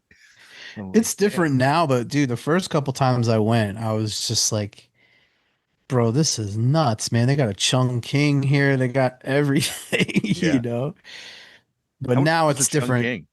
The Chung King was 6,000, I think, at that time. Yeah, because that's got to be over 10 grand now, right? I think the Yeah. last one that sold was over 10 grand. You know what's crazy Yeah. is how much the Stalin trash 12-inch has fallen in value. Yeah, I know. I mean, I Like feel it's like still going. what is it's like 500 now, right? Yeah, but I remember that being one of the first records I heard about going for over $1,000. Oh, I didn't know it used to go for that much. I remember hearing stories about people coming back from Japan being like that was like the most expensive record I saw Mm. when I was over there. I'm definitely seeing like the Execute Flexi coming down a little bit because that's like a record that's always for sale on Discog. But that's the thing Yeah. about Japanese records is they however many were pressed, that is how many still exist, and they're all in almost perfect condition. Yeah. You know There's what I like mean? that. There's like a handful of Japanese records that are like legitimately rare in that you will never ever see them for sale. And the Gauze records like aren't that rare and you do see them for sale, but they never sit anywhere. It seems Yeah, like I'll see yeah. them show up and on a list and then be gone first type thing. But that what's that guy's name? Always forget, but it's like a $1,500 7-inch um like old school Japanese punk record where the guy does I think I want to be your dog on it as a cover. And even the bootleg goes for tons of money. Like What's the cover look like? it's got a photo of a guy and he's kind of got slick back hair. It's black and white. Oh, Aburacado or whatever. Yeah, maybe that's it. Yeah. And it's Yeah, like it's just when like the dude's face. yeah, the disunion sale, they were like gonna put that out at a certain time. It was like they did the Hmm. drop, in the morning with all the crazy records, and then they're like, at some point today, we'll also have this out for sale. But yeah, it was out of my price range. I was like, I'm Yeah, too rich for I my haven't blood. been into like splurging crazy on records in a while. The last couple times I went to Japan, like the last time I went, I don't think I bought one. I didn't buy one record just because everything was because of the yen being so weak. All the prices were jacked up, Yeah. and I'm just like, dude, I used to come here and kill it. I'm not gonna. I see these, like they're like higher than Discogs prices. So like, I don't know. The one thing I almost did get, but I didn't was the I suck at pronouncing this band's name. La Raziles Oh, Denude. yeah. The like that like first 7-inch with like the zine. I always wanted that, and they had that. I should have grabbed it, but That's the whatever, next problem with time. Japan too, is like it's almost like overwhelming when I'm there and I'm like, Yeah, fuck, I'll buy this. And then I like years later, I'm still being like, why the fuck didn't I buy that other thing? It was like so cheap and it was like I right know. there. And The thing I go crazy now when I go over other than just like clothes is is just wrestling stuff like 80s Japanese wrestling shit. Like, did you go to Totocon? yeah, yeah, hell yeah. That's like yeah, that was the thing. Like last couple times when I was there, I was doing the wrestling TV show, so I had a little bit of money. And then as soon as I found that store, I'm like, oh my god, It's insane, man. it's I mean, crazy. I order from them. I would if I had because it's like a museum where Yeah, everything's for sale, like yeah, museum quality pieces where you're like legitimately there's no Discogs that's going to have giant Baba's ring gear. dude, it's so sick, man. I mean, So I mean, I could show you real quick. Maybe that's another Yeah, that's on another podcast that's where we can another go podcast. But anyway, wrestling collectibles. yeah. Uh, I feel Oh, like but also wrestling go ahead. Go collectibles ahead. are. I feel like they're really underrated. What's Uh, underrated? the wrestling collectibles, Yeah, I agree. I mean, there's definitely a little like group of people. undervalued almost. I Yeah, think. like it's crazy. Like that's the thing. Like I like buying that stuff in Japan because it's so cheap, and Yeah, what you get is so sick that I don't know. The records will be there next time, but this, you know, yeah. Kabuki poster won't. I'm lucky that I'm fat because every time I go there, I look at the shirts and I'm like, I oh my know. god, I would buy these shirts. Like, Yeah. I also would love to go and find like, and you do see it in Disc Union and some of the record stores, but like paper goods there, like flyers and posters and all that kind of stuff. Yeah, I think they have like certain events for them where they put them out, Yeah, sales. yeah, I got to be over there. That's like the only reason I'm still doing music is to get invited back to Japan one day. It's dead ass, man. Like that's like Cold World's like I'm like, yeah, we'll exist until we go to Japan one more time. Let me get one more trip One out more Japan trip out of Cold World and then we're good. Yeah, yeah, like it really is like the only thing I wish was that I was like Career Suicide popular in Japan with my band, where like all the like Japanese hardcore bands take you on tour. It's like, damn, that was the dream to get that to achieve that. Yeah, I mean, I think hardcore over there is like pretty unpopular now. Yeah, it It's like felt like a it was an older slow. scene too when I was going to when I would be over there. Like it didn't feel like there was like a they didn't have their turnstile yet. Yeah, yeah. I wonder maybe now it's getting a little more popular, but I actually don't think so. I think, yeah, I don't know. They have It's that also like beat down scene, and yeah. then it's weird. I can't really crack it to be honest. Yeah, Lauren had a friend one time and he came back from Japan and he's like, "Hey, does your boyfriend want like all these Japanese hardcore band CDs that I got, like demos that people would give me?" I was Mhm. like, "Holy shit, yes!" And Mm. he sent me this huge box of CDs, and it was just like all stuff that I wasn't into. That happened to me when Cole went to Japan. This one dude like gave me the same thing. He had a label and he gave me like a huge box of CDs and I brought them and DVDs and the DVDs were like crazy. Like the one DVD, it was just moshers. You know what I mean? It was like a video of just of dudes spin kicking and shit. And it was pretty sick, but yeah. Was it like the music from the show playing, or is it like them in slow motion sync to some other band? No, it was to the music, I think. I don't know that they were all, but I do know like there was a huge boom of hardcore in the late 90s in Japan, right? Like in the Mm-hmm. early 2000s, like Mm-hmm. because that band Numb that still plays, there's a video that they had from their album when it came out in 97, and there's like they're like on the streets, like there's like 1,000 people, or it looks crazy like when they're playing. Like I think like at that time, that's when like you would hear like, oh, I heard Ezak has like a clothing line in Japan. Like I think like that was that time. It was like this Yeah, crazy boom, you yeah, know. yeah. And there's also like High Standard would do that festival every year that was like the size of like Leeds and Reading, and Yeah, it would yeah. just be High Standard as the headliner playing. And yeah, there's like I think periods where it gets really trendy and popular, and obviously the scene blows up accordingly, and then yeah, And then they smarten up. then they saw the other ones like I'm not going to fake kick and punch anyone in the face anymore. No.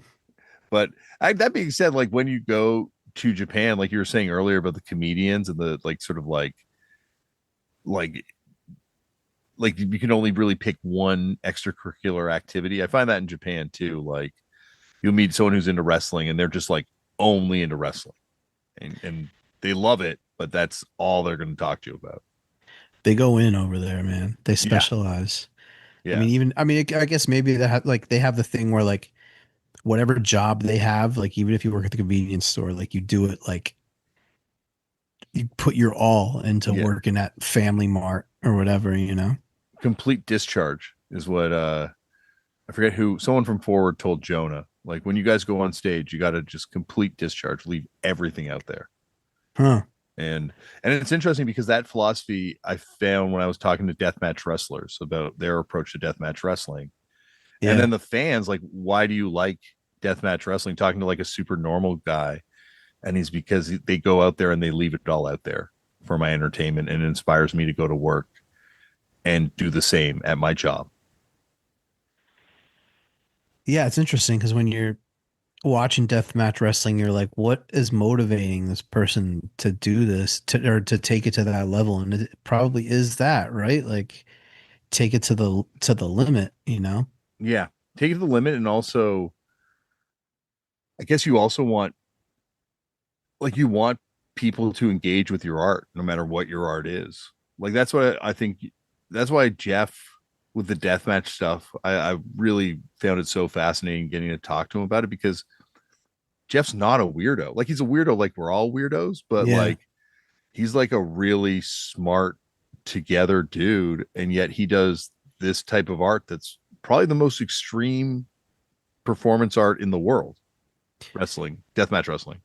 Yeah. I mean, and he was also like, hey, I'm not a tough guy. I'm not, I'm also not an athlete, but Yeah. there's something about this connected to him. And it's also like weird because it's like there is something I kind of not, I like, I connect to that in a way because like with wrestling, right? Like I hate MMA. I I don't like really like love watching like real fights. People get fucked up and stuff like that. But something about wrestling, but a specific kind of wrestling, like because like current WWE and AEW doesn't do it for me at all. But there's something about it like that I love, and so it's something different. I don't know how to explain it. Yeah, like I think I think there's something about seeing also like normal looking people in the ring doing it, which Hmm. not to say these guys didn't have great physiques or there weren't guys with great physiques back in the 80s or 70s in wrestling, Yeah. but there's also just like fat, tough Yeah. dudes that you're like, man, this guy's just like a tough ass dude. Yeah. Like that's my uncle, Yeah, yeah. you And know? no one knows how to like do jujitsu at this point, really, in certainly in pro wrestling. So Yeah. it's just like big bruisers going out and fighting big bruisers, and then yeah, it was I can get what you're saying. There's like an aesthetic shift that kind of happens after WWE explosion in the mid 80s. Yeah. And even like, this is something I credit your podcast for myself, like the Tony Erba episode where he kind of like talks about like getting into and like embracing like trash culture, and like Mhm. I never really like I don't know, I never really thought about it like what is trash culture, and like at that time I was getting back into wrestling a little bit and kind of figuring out what I liked about it, you know what I mean? And like when you're watching like 80s 80s wrestling, particularly like southern wrestling or like territory wrestling, and you see like in the crowd there's like an old grandma screaming next to like a 12-year-old little black girl and then an old grand white granddad and a like every race, every different people in Memphis or whatever, and then you're like they're at like a carnival or something like it's like mixed with that carny and like stuff.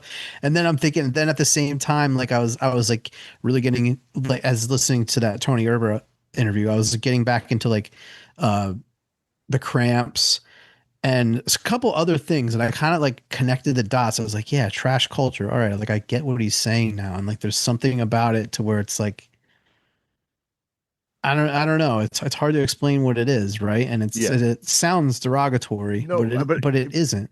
yeah, because it's not like, and this is going to sound really derogatory coming from a Canadian, but that's Hmm. like to me, that's like American culture. Yeah, Like, yeah, like a lot of this stuff is taken from other places, but like CM Punk said in his infamous pipe bomb promo, like comic books, pro wrestling, Hmm. and rock and roll are like truly the only unique American art forms that weren't brought to America by colonial settlers. Like these were like things that kind of grew out of different communities, but like grew out of like the sort of American experiment. And yeah, like pro wrestling is looked down upon, but to me, there's no difference between that and opera. Like obviously there's a huge difference in the physicality and and everything that's required to do it, but like in the way you engage with it, like there's a certain expectation that you come into it as a viewer, Hmm. and it you know what it takes for something to be really good and meet those expectations for you in the same way that the people that watch opera have their things. Like granted the crowds are different and they're dressed different, but I think the whole it's filling in the individual is kind of the same. Yeah, and I think all those things that you just listed are like kind of like lowbrow, right? Yeah, And but they're that's not lowbrow, because when you think about it, like this is truly the mass culture. yeah, but like like there is like an upper echelon or something like to rock and roll. There's classical music. To wrestling, there's like you're saying like I don't know ballet or something like that. Like there's what I mean. Like there's Mhm. something like and like those things are like probably are like European, right? Yeah, those things are originally from yeah, like I don't know enough about history of ballet, but there's no way that wasn't invented in Yeah, I don't know. France. I'm just thinking like Yeah, opera and ballet and yeah, classical music and I don't know those things that would be the the upper tier of wrestling, comic books, rock and roll. yeah. You know what I mean? Like, And those things were like looked down upon. Like Shakespeare was considered lowbrow in its mhm, time, and like the people that would go and watch it and associate with these actors were, not necessarily like the upper echelons of society, which would be watching something like true classics from ancient Greece or something in mhm. Latin. Like this was considered populist trash at the time. New York hardcore was once considered lowbrow. That's true. We did exactly. We talked about that now. At Mm. one point, you would be scorned for talking about how the maximum penalty demo is one of the great demos of all time. But Yeah. yeah, Outburst. Oh, that was great though, why because I never. well, there's like that allowed to kind of scoop in. Like I have a lot of great records that I bought during that period that there's no fucking way I could afford now. Yeah. Like the outburst singles on color and stuff that people would be like, you're saying like, oh, this like who Yeah. blackout records? Come on. Like, Yeah. Outburst used to be like a $15 record, like 10, 12. yeah, yeah, and like you could. It's weird because it didn't really pop up, because I do think there's like a limited number of those things out there. But yeah, like even that the second Madball 7 inch was harder to find, but that first Madball 7 inch was like $10-15 too Yeah. for like a Yeah. longest time. And certainly later AF records were super cheap. Like, yeah, there's a lot of good stuff. I wonder what that would be now. What's like what's like tragically unpopular right now? Fucked up. Now's the time to buy those fucked up records, Yeah. everyone. Get it on the ground floor. There's a lot of them. There's a lot of them. It's gonna be when that comes back. Holy shit! There's gonna be a lot of people there. It's gonna be like Bitcoin or something. Um, well, we should probably go to this chat, which I've been threatening to do. Yeah. Oh, you know what I wanted to bring up? Something that we like really when we were talking about like American rock bands, Aerosmith is like the main one we didn't that we We missed. I saw like someone Tristan told me that someone commented about that. Oh, really? Yeah, and I would say I agree, but Aerosmith is later, right? Like I feel like Led Zeppelin even is slightly later. Black Sabbath is slightly later. But I've So another thing though, wait, Aerosmith, I'm bringing up Skogs. I mean, 73 their first album came I guess out. you're right, 73. But I feel like that's like New York Dolls era. Like I also think of them as contemporaries with the New York Dolls, maybe because of that last chapter in Please Kill Me, where it talks I don't know, dude. They're way above the New York Dolls even then. it's weird when you read that last chapter of Please Kill Me. I think it's Div's funeral or someone's. No, it must be Johnny Thunder's funeral. There's like this whole thing about of course Stiff's on the New York Dolls, I know, Mhm. but it's at someone's funeral, and then Joe Perry and Steven Tyler are there, and someone's like, "You guys are gonna wind up like this if you don't fucking clean up your act or something." Like I love Aerosmith. Yeah. Aerosmith's like one of my first favorite bands that I got into as like a young kid, Yeah. but I feel like they're slightly later. But yeah, I guess you're right. We should throw them in there. And then like another thing is I watched that there's a Led Zeppelin documentary on Netflix that just came out. And I watched that and we were talking about how the UK music scene was ahead of the American scene. And I think that's right at a certain point, but earlier on I think it was opposite because in this 100%. this Yeah. yeah, in this documentary like they had to come here to make it. And they were like showing like there was another weird thing that they said like and we came back and we played England, so that means all the family was there. And it's weird like all of their early British shows they show there's like little kids in the audience. There's like mom and their kid, like I think like That was like a music hippie thing. concerts. No, this is pre-hippie. That's the thing. Oh, I think like in England at that time, like concerts was a thing that you brought your kids to. that And the makes sense. hippie Yeah. thing was happening in the States and it didn't really, because I think like maybe the UK was still a little hoity-toity or like uptight.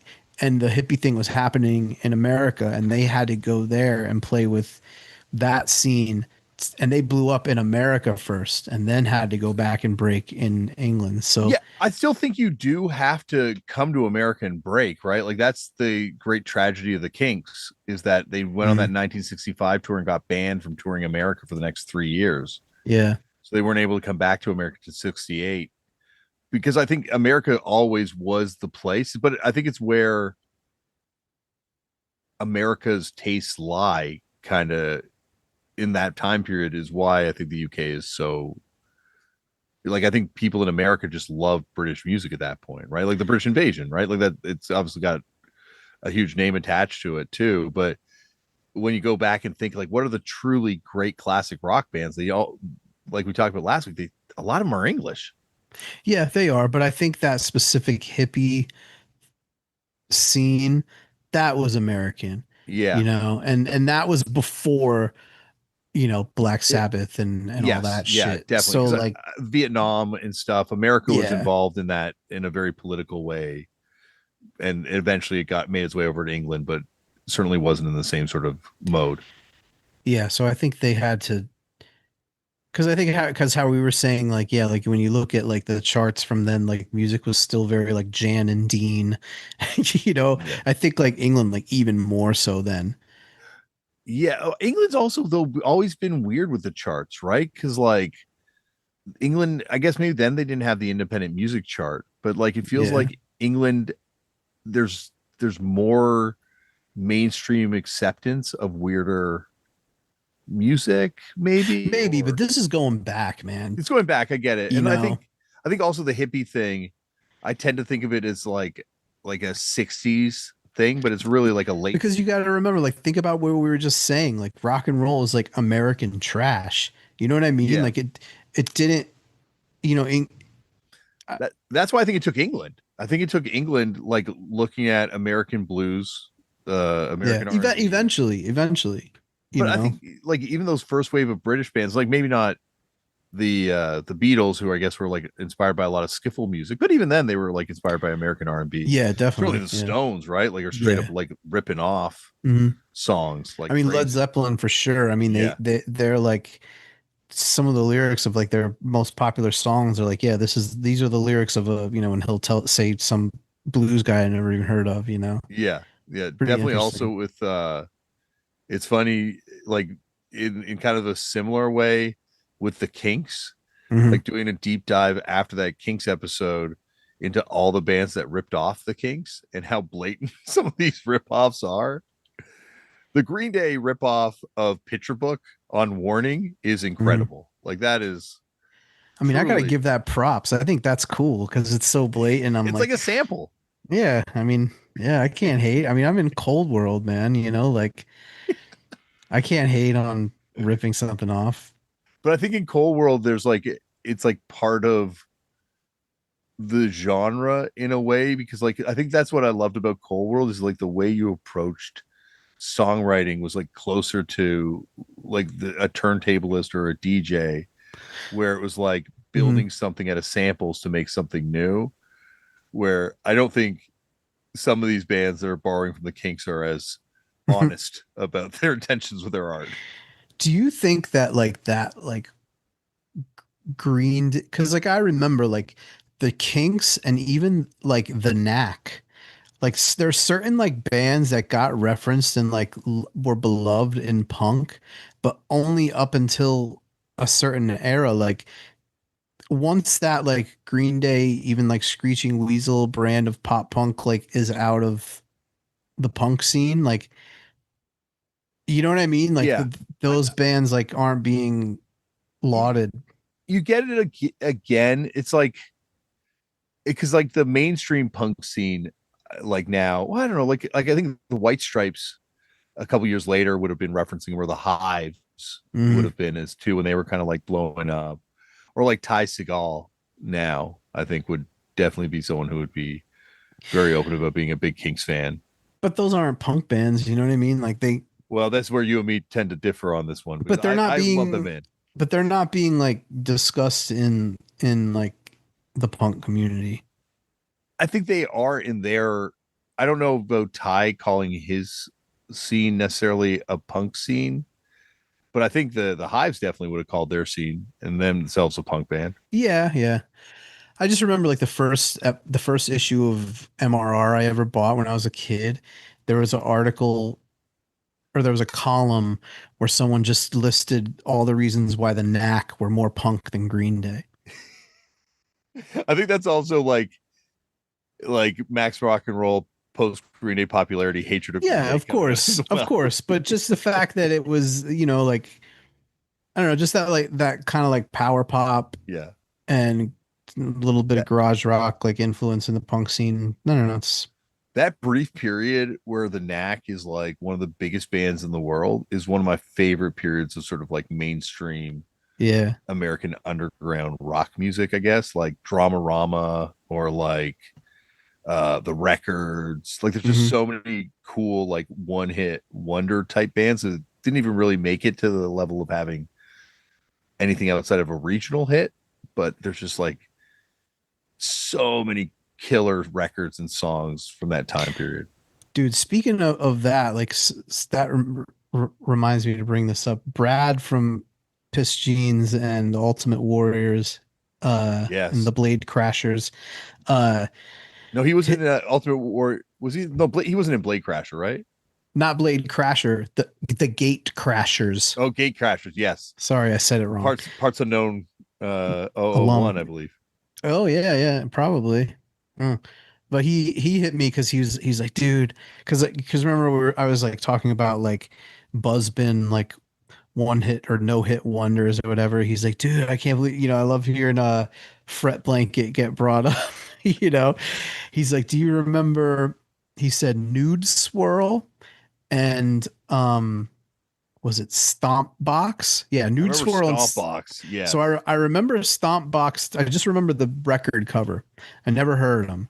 And I listened to, I watched their video. I didn't like it. It sounded like Clutch meets System of a Down.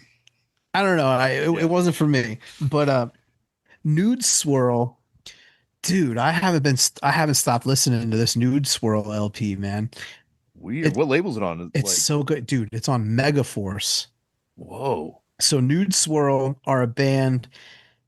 They came out in the late 80s. They had a LP on Megaforce in 93 and toured with Danzig, White Zombie, and a couple other big acts and stuff.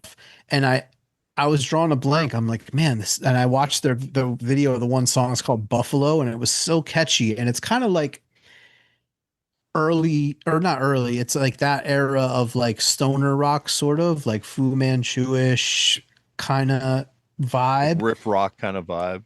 Definitely. And Yeah. maybe like a little grunge in there as well, but not really. But the one song Buffalo was like really catchy. It was stuck in my head and I kept watching it. And on their Wikipedia, it said it was on Beavis and Butthead. I'm like, how do I not remember this from Beavis and Butthead, you know? And then I finally watched I found the Beavis and Butthead clip, and I totally remember it because you can barely hear what the guy's saying. And Beavis is like, Butthead, I think I know what he just said. He just said river. And I'm like, holy shit, I totally remember that, you know? And also remember that I used to like edit some of the videos down to like not even a minute. Oh, so short, some of those videos on it. Yeah, and it was Yeah. one of those that they really clipped down. So I didn't remember the song. I just remember he said river. But yo, the Nude Swirl LP, I gotta check that out. Yeah, yeah. And we were talking about what else did we bring up? Grun Truck. Remember Grun Truck? Gr- Grunt Truck, was it, or Grunt?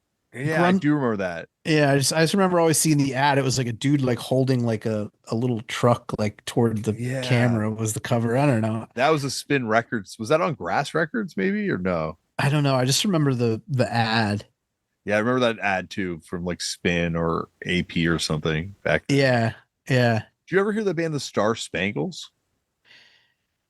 They were like Uh, late. They're like post Strokes kind of signing wave of bands. mm-mm. And they have a single called Which One of the Two of Us Are Going to Burn This House Down. That's one of like so good. It's like crazy, crazy good. No, I don't remember. I don't remember They these they, guys. they played on Conan one Mm. time, and the drummer plays in the Baby Shakes now. Oh, But they are like, I love that record. The whole album's amazing too. the 2003 one. Yeah. Do And you remember the Vice? I mean, this is more this era, this 2003 era. The Stills, yes, they're from Montreal. dude. That record on Vice is so fucking good. One of the dudes from the Stills, I think it's his cousin or maybe it's his sister, is Jessica Paré from Mad Men, who's married to John Castner from the Doughboys. Mm, So it's a very small world up here in Canada. it is. It is. Yeah, it's like one little tiny village where everyone's 1 degree of separation away from each other. Yeah, that I don't like it's interesting. I got to read Meet Me in the Bathroom, the book. Have you read it? Nah, I don't. I'm not that interested in that scene. I'm not interested in that scene, but then I've heard today that it actually goes a lot broader than just that scene. Like they're talking about some of the other, like, like the Hives or some of the other bands that were exploding at that time. Yeah, And I'm like, I'm kind of interested to hear about how that whole ecosystem worked, like how those bands interacted with each other. I don't give a fuck. I mean, I liked those bands at the time, and still, you know what I mean. Like the Hives rock, like the were sick. Like Fisher. Strokes had like one really good song and then a bunch of like okay songs, but like I don't know, maybe it's got a weird place in my heart, I guess, Yeah, but it's still like not good for me. it's got something. It's got something, you're right. It's got Yeah, something to it. I mean, dude, Interpol were sick. I yeah, I could never like them. Really, the first LP? Yeah, to me it sounded too much like Joy Division, and I could never find the punk connection, and it really See, bothered me. who cares about the punk connection? I care, Woj. Have you not figured that out after 600 plus It's episodes? very juvenile. It's all You I need care something about. to be punk to like it. No, but I need to know that where they're coming from is a place of authenticity. Like, not obviously not for hip hop, but like for like if you're in a band that sounds like Joy Division, I need to know that you were like a kid buying those records at the record store as part of your like punk discovery journey, and not Yeah, just some but dude that got into it in but university. it doesn't have. But you could plenty of people find out about Joy Division in their music discovery, and they don't. You know, Yeah, a but then they lot of don't people. rip it off that blatantly. Like I'll accept a punk band ripping off Joy Division blatantly like that, but I would not accept that from a non-punk band. But see, I don't even really. I don't know. Joy Division aren't punk to me. I know we disagree on this as well, but Yeah. yeah, to me they are from it in a way. Like, yeah, like I shouldn't. There's no reason I should have that as a barrier. And there's certainly bands that have nothing to do with punk that I love Yeah, and sure. listen to, but they were just a band that I never liked. I remember that was the first thing I said to the Matador people when we went to meet with them. Like, oh, I love so many records you guys put out, except that Interpol thing. Nah, you're crazy. That record rocked, man. Maybe because you're in New York at that time and you're like getting caught up in that moment, but like, trust me, like, I don't know. And I'm like probably alone in this. I You're know I'm too alone in you, this. you're too tied. You're too invested in Vice, the Viceisms of the scene, and like stuff that's connected to Vice. So Americans didn't really give a fuck about Vice that much. Like, But then it, but yeah, like, I think you did, right? Like, not you, but I mean, like, I think America did. Like Vice didn't have any power in Canada until it moved to America and started getting Americans to like it.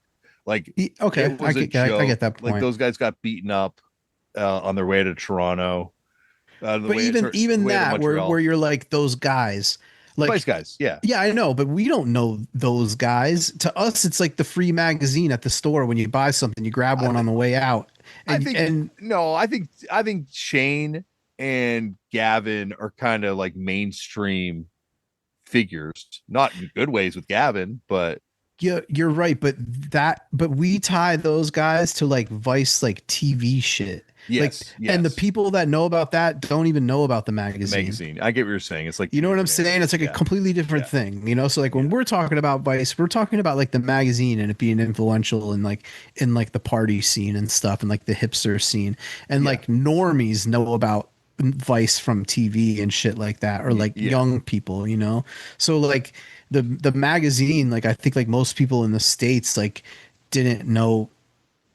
I'm sure like a lot of people did, don't get me wrong, but like I don't know, like Yeah. Like it definitely like changed post that TV show, but I still think the mag or post the I guess post the HBO shows when everything really, really shifted. But yeah, yeah. even getting to that point, like Spike Jones was a fan of this magazine and like Yeah, yeah. Jay-Z, they It were was interviewing. influential. Don't get me wrong. It was influential, but like if it didn't exist, there would have just been something else. Like in my opinion, I don't know. Like Yeah, like it'd be interesting. I've never thought about like what would have filled the void without Vice, because Vice kind of like took a bunch of shit that was like more esoteric and pulled it all together and dumbed it down and made mhm. it like more palatable. Like and when I'm saying that, I mean like Ego Trip, Extra Large, like the stuff we talked about Yeah, last yeah, week. yeah. They took like a lot of this stuff and just you made it for a free magazine consumer as opposed to like someone that would go out and buy forced exposure magazine to read about this stuff. Yeah, yeah. But I don't know, like there's just so much like the do's and don'ts, like influence on fashion, like the rise of American Yeah. Apparel, like that The was all do's and don'ts Vice. were like were amazing. Like dude, don't get me wrong, like Vice was fun and it was dope and stuff, but I personally don't get hung up on it. I No, don't I know, know. and I don't, and believe me, my distaste for Interpol's records has nothing to do with Vice, because I think Vice probably loved them. Yeah, that's what I'm saying. I think Interpol are very tied to Vice, right? Yeah, Like they're synonymous to me. Like if I think of like Interpol, Fisher Spooner, The Rapture, LCD Sound System, like that whole scene, like Electro Clash, like that yeah, whole that well, they invented that term. Ladytron. Yeah, like I would, yeah, like Felix the House Cat, Yeah, yeah. um, like yeah, DJ Hell. they invented that. Like I think Electric Clash was Gavin's term for Oh, that, really? the whole thing. Yeah, and it like yeah, like I don't know, like I'm thinking back to like the cover where they had like Vice City, like Grand Theft Auto, and they had fake cocaine on the cover. Hmm. Like I think that shit was, and that's all pre TV show Vice. I think It that would, was dude. It was influential, influential. It was influential, but or I'm like just, I'm just saying, don't. There was other. If they didn't, there were other things that were. I don't know. Like to me, like UK magazines at the same time were. They were kind of like you had the Face, you had Dazed and Confused, you had but ID, like but they to had that like British, like you're saying, stiff upper lip, seriousness, stoic. Yeah. kind of thing, whereas Vice was like immersed in American trash culture. Like Yeah. it came out of that trash, like even though it was Canadian, but Yeah. like it it like those fresh jive where they found that uh box of someone's homemade porn photos and they use those for their ads for years in Vice magazine. And You know what it was though, also, I think like in there was still like, I don't know, from my view at the time, like hipsters that made it, that were maybe like influenced by Vice and like taking their cues from Vice, like those people were still, I don't know, they weren't legit. They were like what you're describing. Like you could tell these people aren't the real deal. Like, you know what I'm saying? Like, I don't know. And people in the know in the States, I think like maybe well, like, I don't yeah, know, well that's called bullshit on like the viceisms, you know? yeah, but I think by that point it's like what you're talking about, like it's more of a mainstream thing. Like really early on, I think it was yeah, it was clowned on. Like there were like people up here that fucking hated it right out of the gate because it Yeah, man. was Like here, like there was like, dude, Philly was, like Brooklyn part two, like we had Hollertronics, we had Spank Rock, we had, it was a hotbed for all that shit. And like yeah. that stuff was popping in the city and stuff. But like the real cool people, like I think, I was like a little removed from that and a little younger. Like I think they like partook in that, but like they like used it more than they were like, you know what I mean? Like, Yeah. I don't know. I'm not the person to speak on it really, but I feel I get what you're saying though, because like you're right. And I think like the Vice Electroclash era, mhm. there were like a lot of people that were like, yo, fuck this. This sucks. But that was after the Vice Man's Ruin era. And then prior to that was the Vice kind of like Montreal garage rock era, where they were like, the space shits and Tricky Woo and that whole kind of scene when they did Vice Records and they were like putting out this bionic tape. I've shown you this, right? No. This is the only record that came out on. I think there's also maybe a CD promo that came out. This is a promo tape for Bionic, the post Doughboys band, on there's it Shane, Sarouche, and Gavin Records. What? Yeah, pre Vice, before they started calling it Vice Records. Huh. And then the dude from Bionic beat him up and bit off the top of Gavin's ear in a fight, and they left town shortly thereafter and moved to Whoa. New York. Yeah, See, this proves that you're too deep into Vice. Like, you're I too. I would honestly like one day I'll figure out a way to tell it, but yeah, I've got like a Vice story that is very long, as you know, and very deep with lots of lore attached to it. But yeah, like I'm very in deep with the Vice thing, but I think that's just because like I think that's my entire journey was like with Vice in the background, first loving Mhm. it as a kid, then like you're saying that cocaine electroclash era being like this magazine fucking sucks, but still reading it all the time, Mhm. to eventually like the stuff with fucked up, to making documentaries with them, till like I feel like yeah, like that was like my high school in a way. Like Yeah. that Yeah. was like my way of seeing shit from outside the punk world, at least. Yeah. That's interesting. I mean, like, dude, like I fucked with Electroclash. Like some of that shit, like Ladytron was dope. You know what I mean? Like I'm not like, cause I'm just taking it as it comes. I'm not like, you know what I mean? To me, Yeah. it's just like hipster music, like, or like DJ music even, cause a lot of that stuff was kind of rooted in like, I don't know, like DMX crew and like traditional like electro. Like, so you could like, I don't know. I wasn't hating on it. Like Miss Kitten, Rip the Rippin' Kitten. Remember Miss that Kitten track? was like they Yeah. must have been like 15, 20 issues with interviews with Miss Kitten. It felt Yeah, like Miss advice. Kitten was the shit. So I'm not hating, but Punk Connection, she did the one song with the Misfits lyrics. Oh, really? I didn't know that.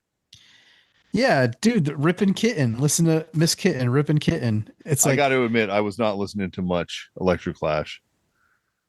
yeah, because you weren't out there getting shorties No, dude, I'm partying. I'm like one of those cool kids you were talking about that was just using this shit to get my fucking ring, bro. Whoa. Because you know what? I was DJing at that time. Yeah. You've always had a broader taste in non-punk music than me. I know from Yeah, our yeah. very first discussion. So yeah, like I've always, like like I've hip hop I've definitely gotten into, and I've dabbled in other genres, but Mhm. I'm like the Japanese collectors we talked about. I like to specialize. It's a good way to be. Yeah. Should we look through these comments and see if there's anything to Yeah, get yeah. to You before got we you got go? anything good? I think we've got some comments here. Let me try and get this up. How do we do live chat? Okay. Wait till Bill Burr hears the Clash. Good point.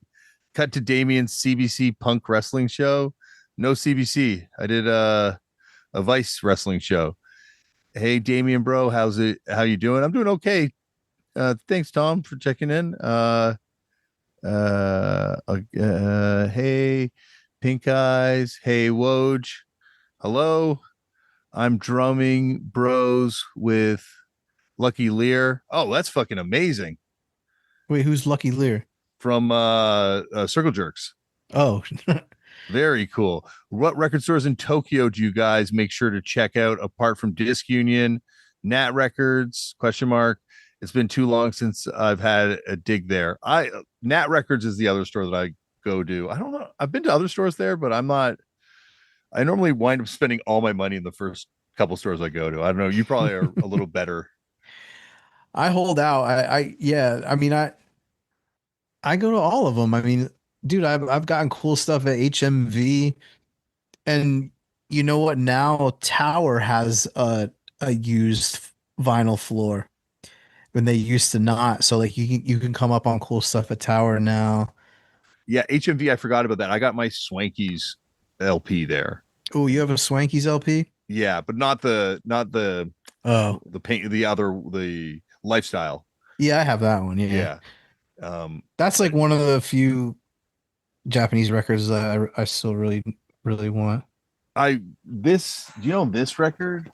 Where is it? I think it's in this box. This is the greatest 7-inch of all time. Yeah, I Swanky's have Volume that. 2. Yeah, Holy fuck, there's that one song in here that sounds like Nirvana, yeah, like yeah. way before Nirvana. It's like how, and this thing's not online anywhere, like not on YouTube, Oh, nothing. really? Yeah, like I'm always like trying to play it for people, and I'm like, oh fuck, when next time you're over at my house, I can play the record. Do you know Space Invaders? Only the Toronto band Space Invaders. Space Invaders is Swankies. After the Swankies, they're like Beastie Boys kind of group. Oh, weird. Yeah, I have one of their CDs. I have to dig it out. You should check that out. Is it good? Yeah, it's sick. It's just like all different weird styles, like goofing off. Like it's dope. Yeah, because like they're one of those bands that like I should have gotten into them earlier when those records were a little bit more affordable, but Yeah. it wasn't until I started going to Japan and I just bought a couple of on by chance. I didn't buy the reissue when that showed up with the I LP. mean, I think that first that LP, the hero or whatever, that's the only expensive one. That That's a one's like, huge one, yeah. yeah, that one's like 500.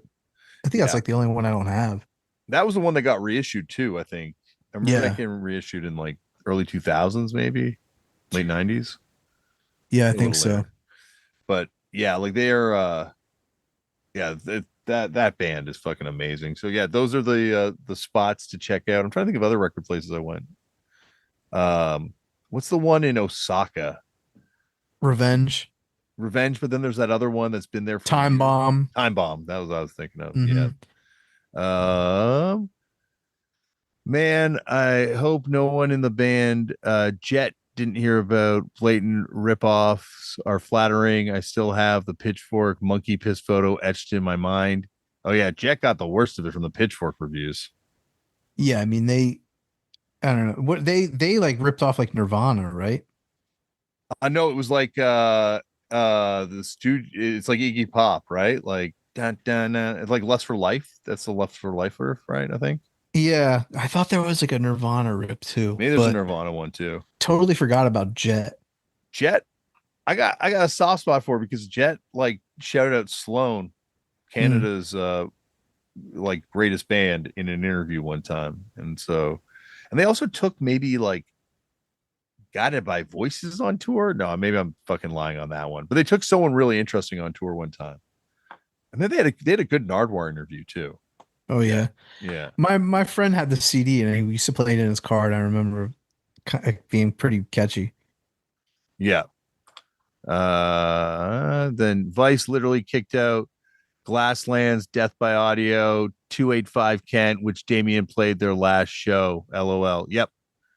I remember when that happened. Vice, that was Vice's biggest fuck up, was when they bought that new building. They shut down all those DIY spaces and they didn't open a free DIY space in the first floor of that new building. Mm.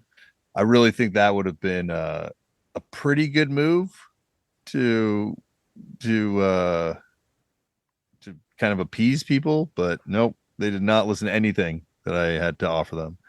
Oh my rockiness, Brooklyn vegan had more money. Paper Mag also hopped on the same time. Okay. Yeah, Paper Mag was like a US Yeah, I remember Paper. magazine They kind of paper. predated that. They went back to like the mid 90s, didn't they? Yeah, yeah, and they were kind of square though, right? Like, Um, yeah, they were like yeah, like a little more fashiony, a little more like interior design kind of vibe.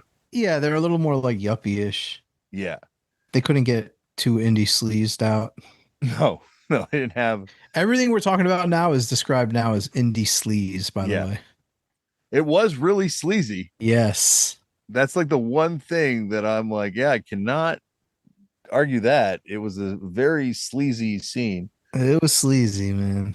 I remember the first time we did, like the first time we went to Vice, like way, like this is their old office in Brooklyn, and walking in and seeing like one of the roadies at the time for the Black Lips come out of an video editing suite doing cocaine.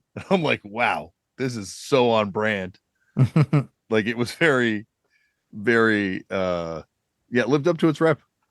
That whole time, everything about it. Yeah, for sure. I mean, if you read what the hell what's the name of the book about all that shit? Meet me in the bathroom. Meet Me in the Bathroom. So I was trying to avoid this whole episode I, you don't but have to tell the story. no, I mean there's like a infamous Philly hardcore dude that we were all friends with who was like in that scene kind of, and he's like referenced in the book. And we used to stay at his apartment in on Orchard Street. I think it was on Orchard Street. Dude, there could be a documentary about this dude's like life at this time. He like you'd be like you'd be sleeping on, we go to New York for the weekend and stay at his crib, and he would like you'd be woken up in the middle of the night by like a dude from the Rapture coming in to cop in the middle of the night and stuff like that. Like it was the real deal, man. So I was like in it, knee deep in the indie sleaze world, but that dude was the man, and he kind of put me on to DJing in Philly, and like in that prime era, like you know, like electro clash era and like holotronics era. And in Philly there was the big party called Making Time, and that's kind of where like the Rapture and LCD sound system, like they played and like kind of like broke at those parties, you know Was what I that mean? Diplo's party? No, Diplo's party was Holotronics. Holotron. Making Time was this dude Dave P, Yeah. and he's like really influential in that whole kind of like dance rock crossover world. You know what I mean? Like he like he's he's like a godfather of that shit. And there was like that was like the era where like everyone was influenced by this group called Too Many DJs. Yep. It's the Soul Wax / Too Many DJs, and like they would like come out with these these mixes that were just like super cut and paste, like insane stuff, like thrown together, like before, like, you know, Girl now, talk and yeah, like now you could do that so easy, but back then it was like so crazy, so like that was like what, and other than like just like straight hip hop and R&B and stuff in the club, like that was like really influencing my DJing. Like play, like I remember like I would play like the Strokes over like Lumi D, like and I would like put the Strokes last night over that like vinyl, you know what I'm saying? Like now yeah. you could do that like just no problem. But to play like those kind of songs like over one another back then, like in a mix, like you had to be a really good DJ. So I don't know. I was able to do that stuff back then. That was like what I was doing then. Or like I would play like My Bloody Valentine over like a techno track and stuff like that. And that was like what Or like kind early of, mashups. yeah, for sure. Yeah. But I mean, that was a dope time for me for Yeah. sure. Yeah. Um, it's like yeah, like I think back that time, like I guess the Gray album was kind of like Hmm. when the mashup thing really like exploded. But prior to that, it was, yeah, just people trying to mix like weird things together. Yeah. I mean, it definitely jumped the shark when like DJ AM and like Mark Ronson and like that whole like that shit came out. Then it was just like fucking whack. But before then, when it was like we were checking for like too many DJs and like all that stuff, that was the shit. Yeah. Yeah. It was like it's an interesting era to kind of like look back upon, because I think it's like when there was still like this sort of like idea of cool, and sort Yeah. of like there's this like cool thing, because at the end of the day, that's the only thing Vice ever had to sell, was being cool, and like Mm, knowing about the cool shit, knowing about the cool DJs stuff, and like referencing these sorts of things before it became mainstream. And it was like, yeah, like it's like weird, because it's like the 90s moment where the 90s sort of explosion all kind of coalesces into this thing, and Vice was like the first place to figure out how to market it, and how to like that era is like crazy when you think about the stuff that Vice was able to kind of get corporations to get behind. Like fucking Scion, a Toyota subsidiary, did a Melvin's Scion, and yeah. like Nike did Melvin's shoes too. Hmm. Like there's like such a weird moment of like I don't know, confluence, I guess. It's weird because yeah, like that was the era where mainstream stuff. I don't know. A lot of stuff still wasn't exactly mainstream. Like sneakers were popular, but they weren't mainstream. Mm-hmm. Like it's weird. It's like the last like cool era, right? Like I don't know. Yeah. Yeah, and it's also like the last era before, like, even though the internet was still a thing, but before anyone could just be cool. Like if you have enough money and enough time to like research, you can present yourself as being like the coolest dude I imaginable. mean, dude, every other week, I open my phone up in the morning and the things that are on my feed, it's like these like streamer guys. Like I'll see like all like the hip hop like blog like Instagrams I follow and stuff. It'll be telling me like a news story about a person that I'm like, who the hell is this person? Like this, like Speed just did this and this guy did this. I'm like, who the hell are these people? And there's a new one every week, and each one is less cool than the fucking last. Like, you know what I mean? Like it's Yeah. crazy. And like you're telling me, like, dude, Kai Cenat is not cool. Like that is not a cool person. Like I'm sorry, like he's rich and famous, yeah, but he's not fucking cool. Like none of these guys are cool. It's crazy. Like Aiden Ross or like all these, dude, they're dorks, Yeah, man. They're none of these people are like, yeah, none of these people that you look at and you're like, this guy's got awesome taste in film and music. Like I can't wait to talk to this guy about this like the great book he read recently or something. Not even that. I mean, like that's our barometer of coolness. But I mean like coolness, like the guy that just walks in and kicks the jukebox and plays his song and he just like, like that kind of cool, like fucking Fonzie. They're not even that, like a normal person cool. It's like a new fucking thing that they invented. They like hacked the system on being cool. Like that kind of like just like fucking coolness is gone. Like, Yeah, like I guess it's all these. It's like kids that kind of have been locked in the basement playing video games, looking yeah. at other kids that have been locked in the basement playing video games, and these ones have figured out how to kind of market it or how to like level up. Even beyond them, like the whole like bro manosphere, like these dudes are Not so cool. uncool. It's crazy. Oh, Like when you start even hearing these dudes talk about music, like that's when the tell for me happens. Like you were saying with Bill Burr and that rancid thing, like compared to some of those dudes, like that's like him yeah. talking about the typhus flexi. Yeah. I mean, I don't care about that. I'm just saying like No, but regular guy cool. Like a that's what I cool mean. dude. That's what I mean. Like, but no, I like also, but like that's like what I yo, mean. Patrick Swayze is undeniably cool. I don't think he's has a cool record collection, bro. You know what I'm saying? Wait a Like second. Wait, Patrick Swayze's your undeniable cool. I'm just thinking of like fucking, like dudes that like guys want to be them, chicks want to bang them. Like, you know what I mean? Like, Yeah, but that's not. I don't know if that's Patrick Swayze. Maybe in Roadhouse, I'm and just, maybe I'm Ghost. just, I'm just thinking of like, like the main ones of our lifetime, Brad Pitt, or like even like, not even like those. It's just like I don't know, like just the That's cool. I don't know. Like I know you're gonna say like, oh, you care about punk too much, but that's why I loved punk because that's when, as soon as I got into it, and I took the red pill known as punk rock. I'm like, oh, none of those people are cool. Like they're like, there's this quote from Vincent Gallo, and he's like, everyone talks about how cool Johnny Depp is, like how great Johnny Depp is. You think Johnny Depp knew who the fucking Stooges were when he was in high school? No fucking way. And like, but now he's hanging out with Iggy Pop, and he's anyway, he goes on from there.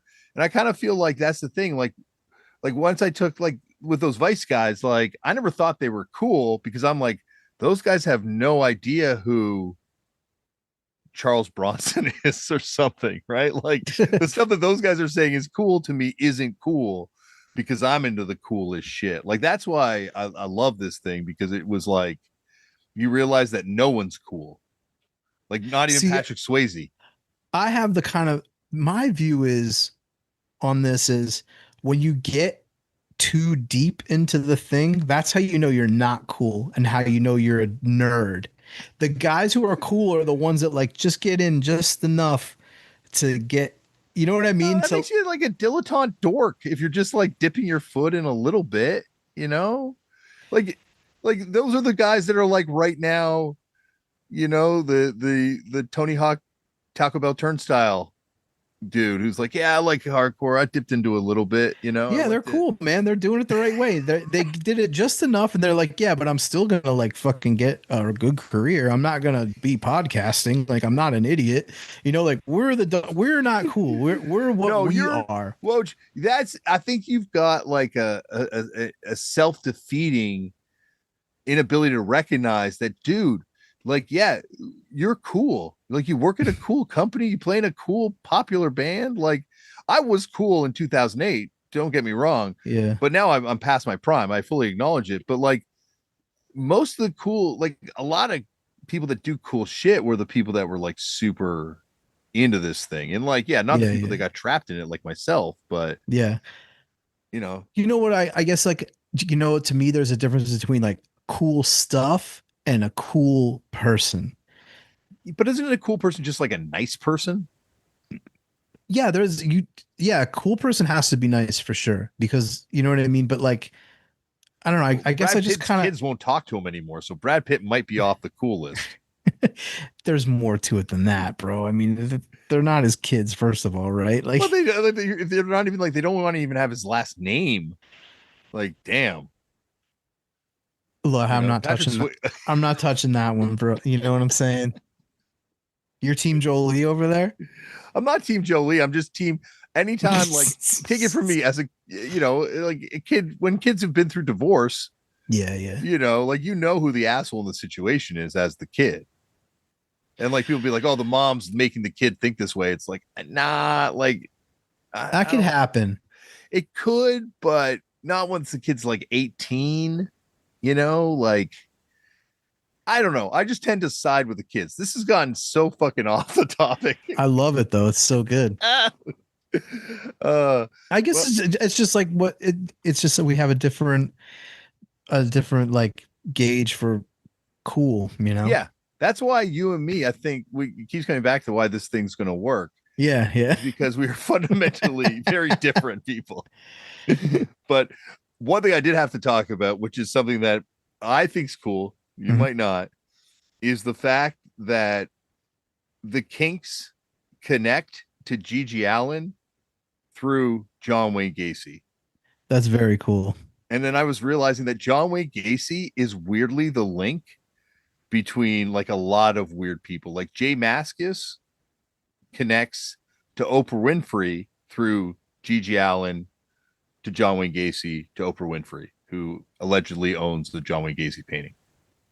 Oprah Winfrey owns a John Wayne Gacy painting. According to the book that came out of everyone that owns the John Wayne Gacy painting. Like, I guess the it might be Jerry Rossi too from Your Funeral. But anyway, his art agent at some point put out like the manifest of who had bought what painting. And Oprah was on the list, which makes sense. Ooh. Chicago, like, he was on that show. Maybe it came up cheap. Probably for Oprah, everything's kind of cheap. Yeah, right. Like a Rembrandt's probably cheap for Oprah. Huh. You think she has a mentally ill 7-inch? I don't know. I was like wondering, like, how deep does she go with her Gacy obsession beyond owning a painting? Gacy's place, 7 Yeah, inch. Gacy. Like, that's the whole thing I was thinking about when sorry, Dave Davies got invited back to John Wayne Gacy's house. I just kept thinking of the lyrics of Gacy's Place Yeah, around in my head. Like, that's got to be one of the most disturbing punk songs ever, too. yeah. I, I want to copy that record, but it's like one of So those bad. so bad. But like, Yeah.